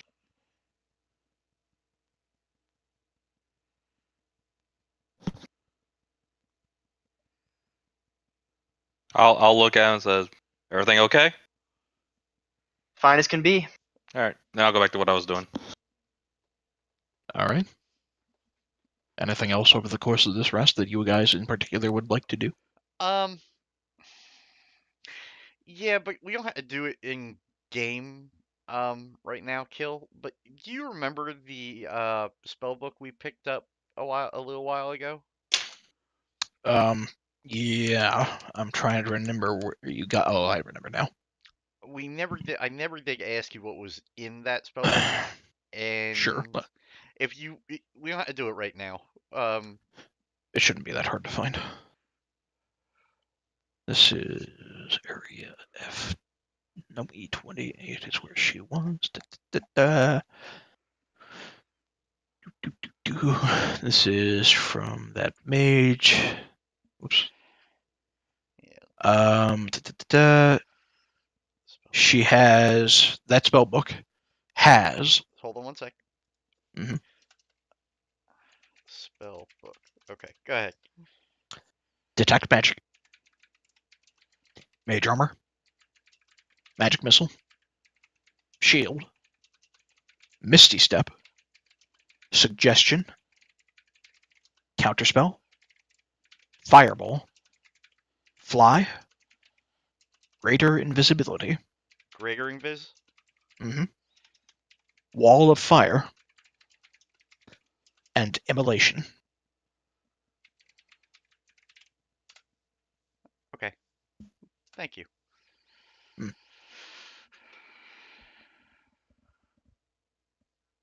We actually get a slight period of downtime. I have to figure out if I can, learn those. But we need to make it back to town first. All right. Anything else? That's it for me. What about you guys? I'm good. I'm debating whether or not I should just get rid of my last name.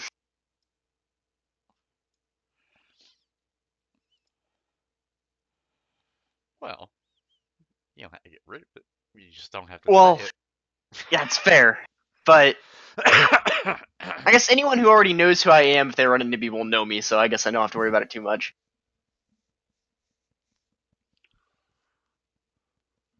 And now I want a pistol. Are you expecting to run into a lot of people that know you on the surface? Not necessarily on the surface, but if people come from Menzo Berezin, then shit can go south pretty quick. Fair enough. Unless there's somehow someone has connections into the surface world, then maybe. It could be Thieves Guild connections or anything like that.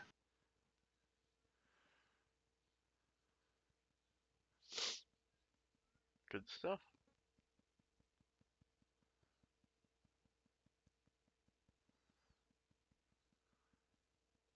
All right. Otherwise, you finish a course of a long rest within this tiny hut, where it is otherwise comfortable from the otherwise uncomfortable heat outside. As you make your way, where is it you guys are ultimately heading? Well, out of this fucking fire pit would be a good start. Yeah, for the sake of not having to shift between a bajillion maps. I would probably say Mirror Bar to tell Sir Bradford that we've acquired all the weapons now. Well, Sir Bradford would be in Red Larch. Or Red Larch, wherever he was. Mhm. That would be my suggestion, but wherever y'all want to go is fine. Red Larch sounds good to me. When we break the surface of the, what do you call it? Should there not be a, oh my God, look, it's the outside for Yes. But Izzant, if you are following them up, they take you outside of the ruins that make up this place, and the air begins to get lighter and lighter. And for the first time in your life, you can't see shit. Can't see shit. Yeah, exactly. Your eyes are blinded by the large ball of fire within the sky. You feel an unusual warmth that you have never felt living a lifetime within the shadow of the Underdark. And you have to instinctively shield your eyes, doing what you can to avert your gaze as it effectively burns. But there is green here. It's not rock. There's nothing in the immediate vicinity that seems to suggest it's going to try to kill you. No umber holes, no lithids. Exactly. My character's just in awe right now as soon as he steps out of the cave.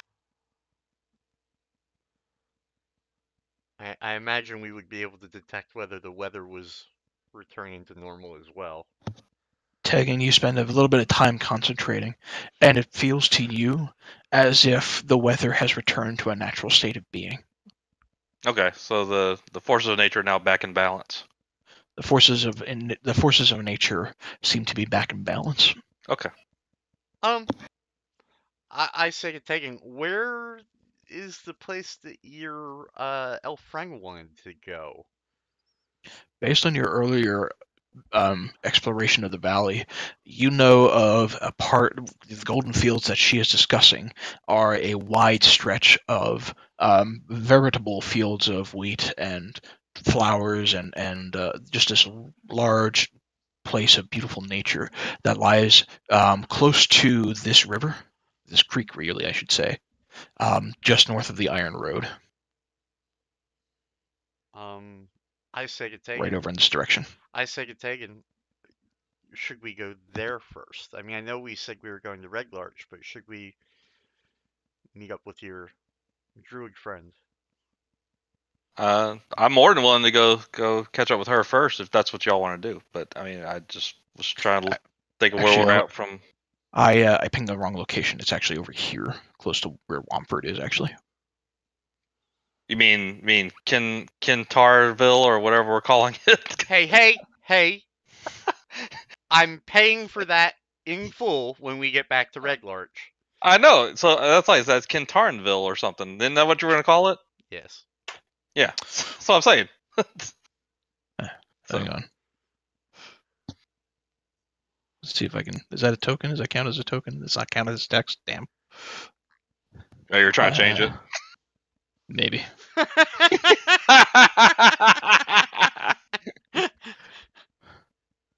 All right. You can move the road. Well, what I'll say is it's close. To I'll say it's close to the area that of your new town. If you want to go to Red Larch first, that's fine. Or if you want to go down there and see how your building is coming, I mean, to me it doesn't matter. Whatever. In Kintarn Town, can we have a clubhouse for the Diamond Bears called the Gym Den? Why? Just something to think about. Why? Sure. Who was the other person that got the gems? Was that Val's character? Oh, I don't know. I think it was. I think it might have been. Okay. Wasn't me. All right. Let's just say we go to the fields, just along our way. We walk down river, depending on where we came out at, and then we can make our way there. You guys good with that? Yeah, I'm fine. Sure. Right. I'm following you in this new strange world, so lead the way. We actually got the monk to grunt an affirmative for once. Well, he's not farming flowers, so.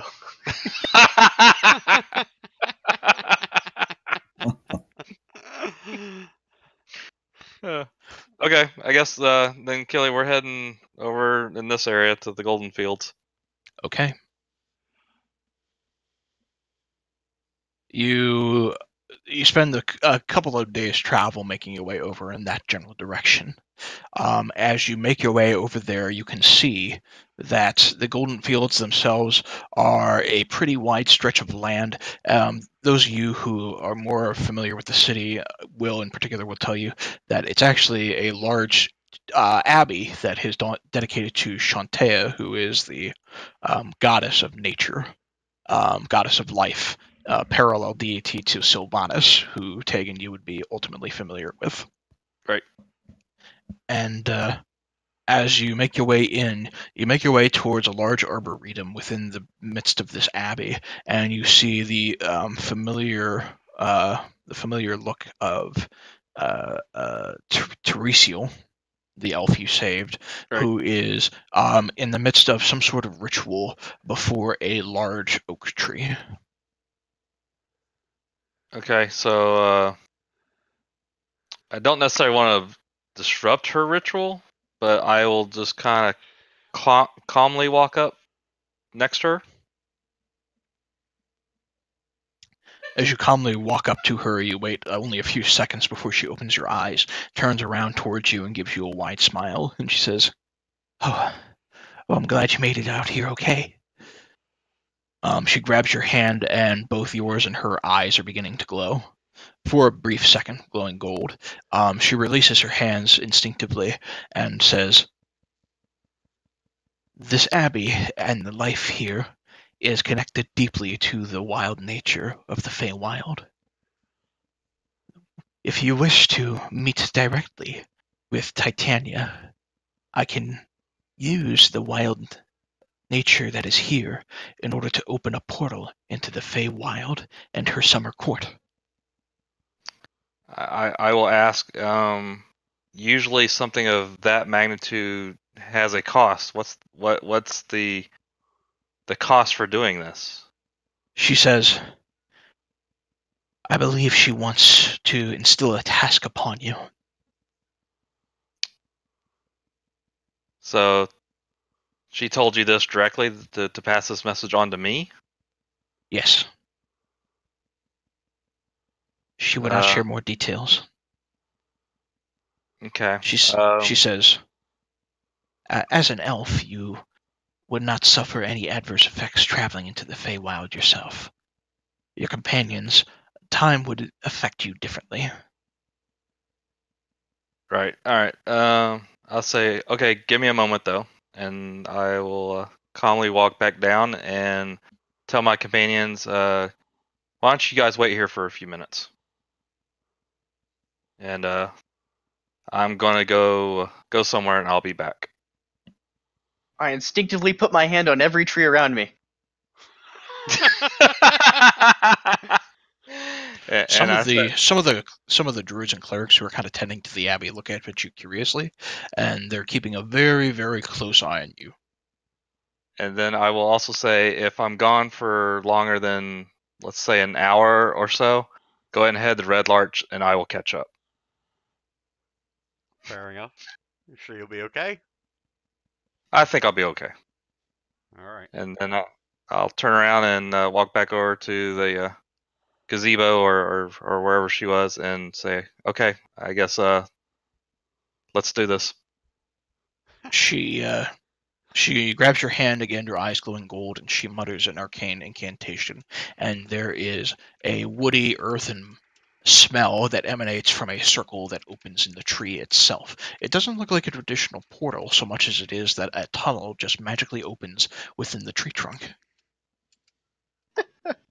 Smell emanating from a portal. Got it. And I'll look at it very cautiously first, and then I'll kind of step through it then. Okay. You have to kind of get on your hands and knees to crawl through, but you slowly Okay. crawl through. She's following her way behind you. It takes a couple of minutes, but as you crawl out on the other side of the tree, with the earthy smell beginning to dissipate, you are overwhelmed in your senses by the smell of dozens and dozens of flowers. And as you enter out into this space surrounded in a veritable forest of nature, she grabs you by the hand and leads you through the forest, almost skipping kind of gaily, like she's very happy to be here, and eventually leads you into a familiar-looking clearing. You can see in the center of this clearing is a large lake, very familiar to you as you stand and look before it. But sitting on the other side of this lake, you can see in chairs that look like they have been created by mushrooms or something, is sitting the familiar form of Titiana, rather, and a couple of other fey-looking elvish creatures with what looks like smaller butterfly wings that are kind of sitting in some of the chairs. There are a couple of other individuals, at least one or two humans actually, but mostly different high elves and wood elves that are in the midst of conversing. And as you approach, she gets up off of her mushroom and says,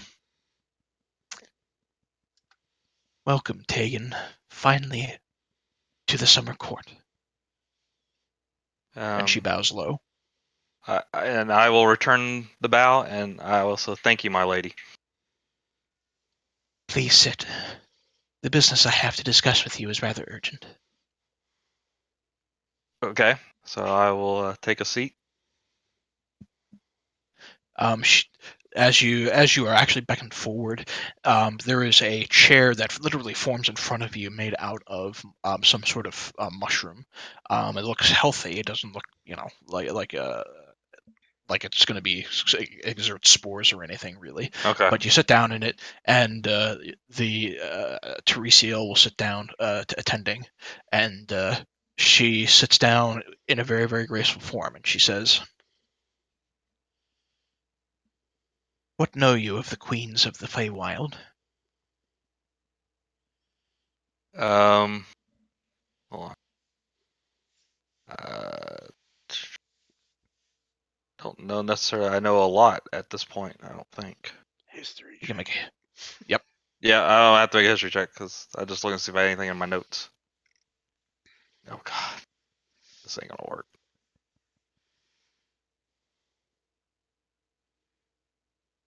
You don't know much. You know that she's one of them.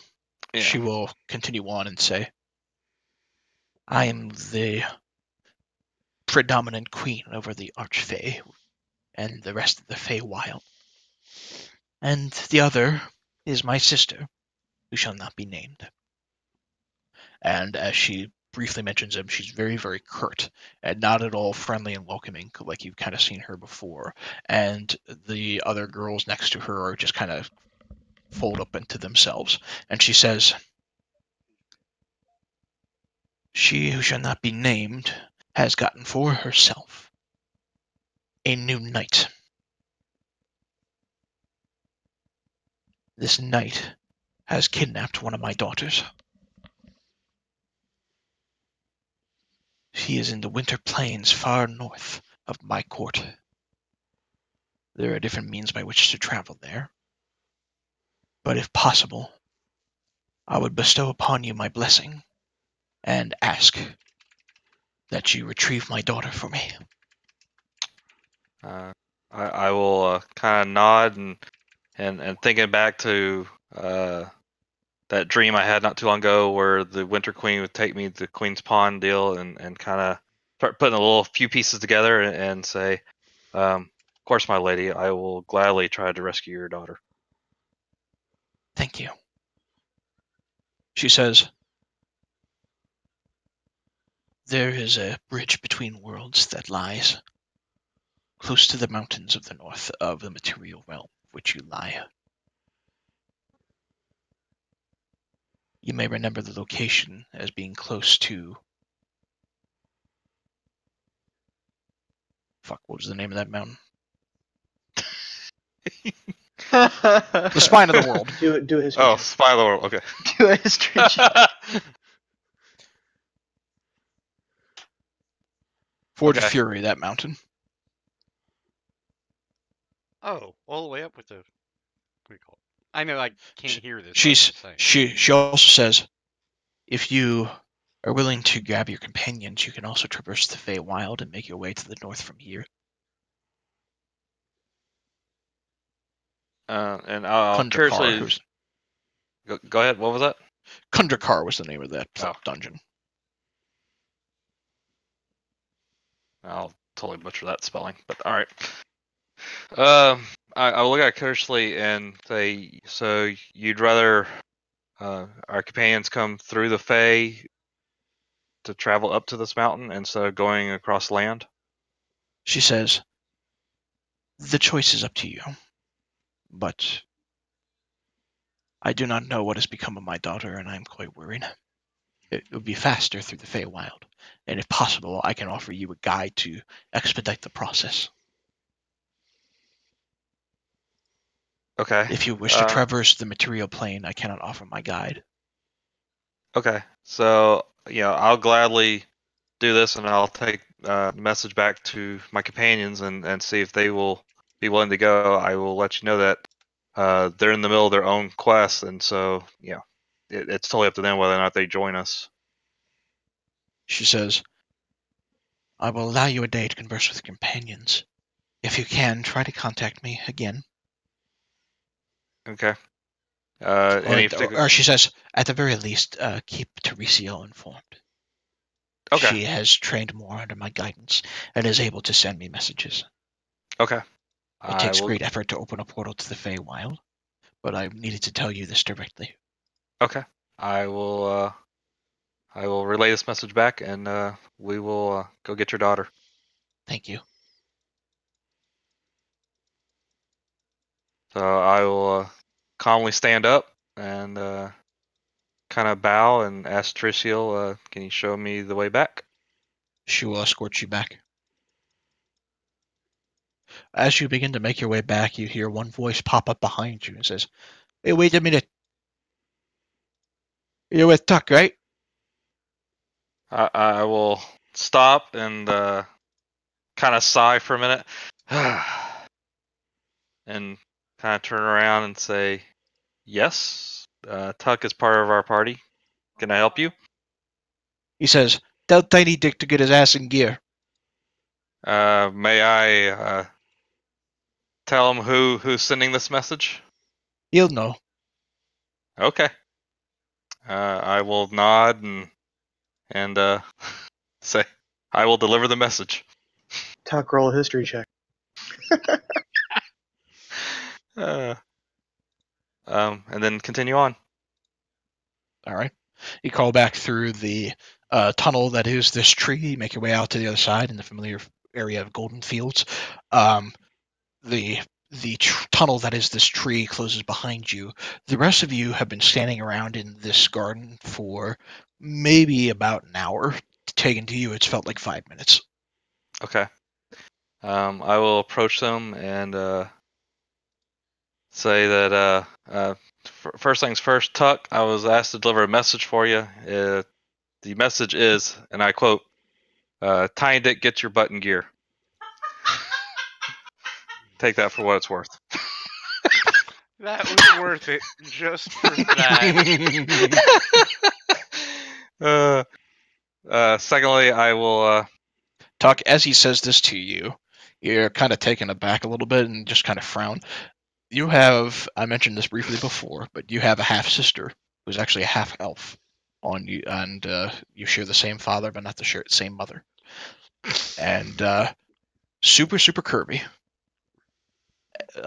Very curviest half elf anybody would ever see, and she has a tendency. She knows it gets. She has a tendency of calling you Tiny Dick just to play on the fact of your own gigantic cock.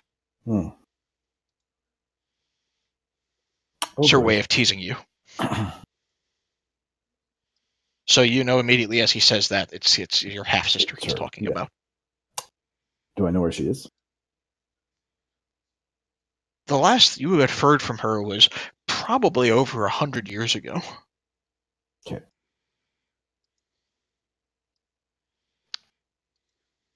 You know she went on some sort of quest, and that's the last you ever really heard of her.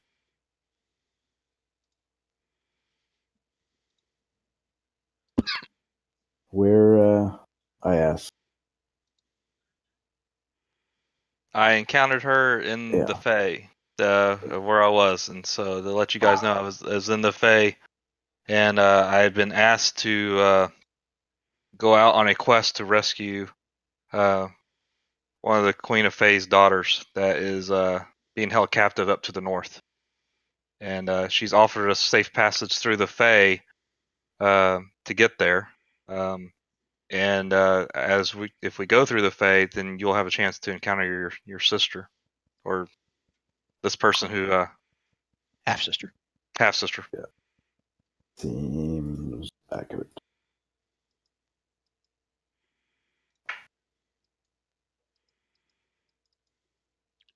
And then I'll say that there seems to be a small amount of emergency here. She fears for her daughter's safety and has asked that we embark somewhat immediately on this quest.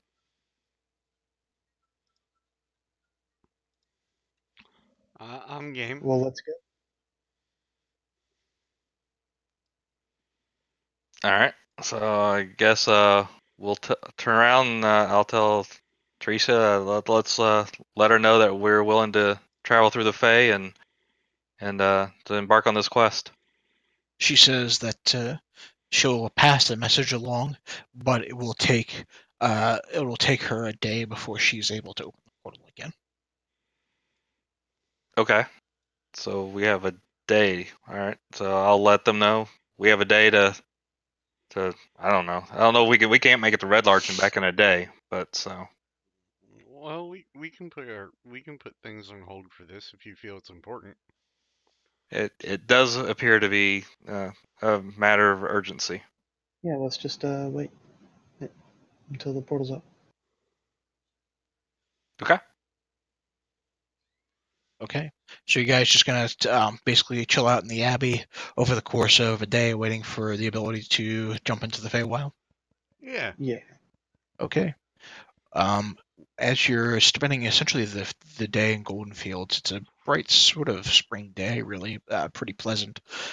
The clerics of the Abbey are keeping a very, very close eye on the Drow, especially the one who's been touching trees and is kind of getting a feel for all of this life, as opposed to the dark, dank cave he has always known as home. Aside from that, is there anything over the course of your day at the Abbey in this veritable arboretum that you guys would like to do? Is the Drow's eyes, are they adjusting yet, or is he still completely blind? He's still he's not completely blind, but he's shielding his eyes every chance he can. At this point, he's kind of gotten for himself a hood, a makeshift hood, and he's just kind of keeping his eyes under the hood. I will approach him and ask him, would you like to feel the wind on your face? Sure. I'm nervously curious. Yeah. So what I'll do then is I'll use a wild shape and turn into a giant eagle and let him get on my back, and I'll take him up to the sky and kind of fly around the Abbey a little bit. For some reason, I thought you were gonna walk in and blow on my face. Nope. I thought he was gonna walk up and go. No, I wouldn't do that to him. If it was Tuck, I would do it, but not to you. Fuck yeah, I wanna ride an eagle. Yeah. All So right. then that's what I'll kind of do for a little while and let him. All right. With the exception of being an eagle instead of a dragon, you for the next half hour, never-ending story your way across the field. Atreyu! Falcor! So that's all I really want to do. I have nothing else. So Okay. Kill. I'm going to probably want to try to learn one of the spells or whatever if we have a full day. Okay. I have the gold, but I just got to figure out what I want to learn. I don't want to do that right now. I'll let you know once I look at the player's handbook again and Sure. whatnot.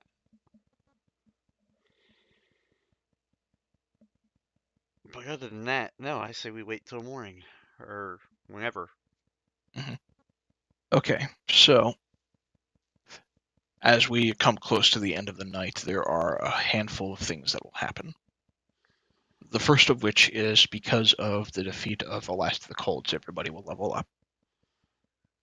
However, so be looking at that. But before we jump too far into that, I will add that in the midst of keeping kind of a rest at this point, you are escorted into some spare rooms in the Abbey, which you all kind of hunker down into. They're not really built for a whole lot of people, and the folks at the Abbey aren't 100% certain how they feel about you, but because of the reputation that Teresiel has given to them, they're more than happy to let you essentially bed up here for the time being.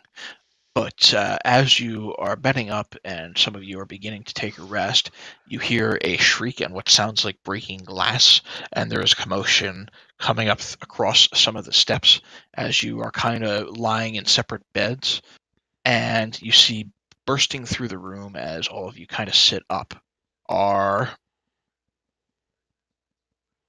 a handful of mechanical constructs, two of them in particular, that almost look like mechanical spiders. We piss off a Gnomergon. no. And I don't have. I will say, Dr. Carnes, I believe these are for you. And they kind of burst through the door while you are all just kind of shaking out of your beds. I don't have a good battle map, so we're just using the random one. But two mechanical spiders look kind of like that. Just come bursting through the door. You hear a shriek, and they look like they're upon you. But we can go ahead and roll initiative next time. Okay. Awesome. Very cool. That was fun. Good trap card. You trap card the Find a Fight right out of existence, and you save Ken from dying. Dude, I was talking to them about it last week. I'm like, I want to do it, but I'm afraid he's gonna fucking worm his way out of it somehow. And even Miles is like, I don't think it's gonna happen. Well, in the back of my head, I'm thinking, because there's some obscurity as to how the card is played, some groups will do it to where it basically rewinds time and it would just start over again. But it specifically says in the description, and I prefer you do raise one event as if it's never happened. So I'm thinking, well, in this case, the summoning or the start of the summoning will never happen. Well, that would mean that the dragon's back up, and that would mean that Imix and the elementals aren't there. So it suddenly shifts into a much easier fight. But there you go. Well, it was fun either way. I will say, before this happens, since you are spending the day, would any of you like to draw from the deck? Oh, the challenge is real. All right, I'm gonna go off. I'll see you guys later.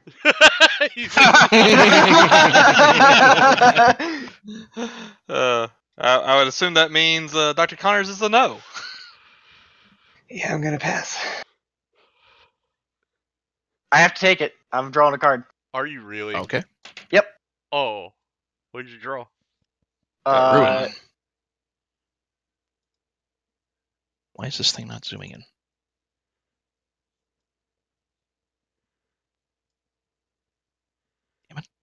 That's not good for me. No, it isn't. That's fine. I don't have anything, so like, whatever. All forms of wealth you carry or own other than magic items are lost to you, including that, 500 gold or whatever you pocketed earlier. Oh, I lost 950 gold.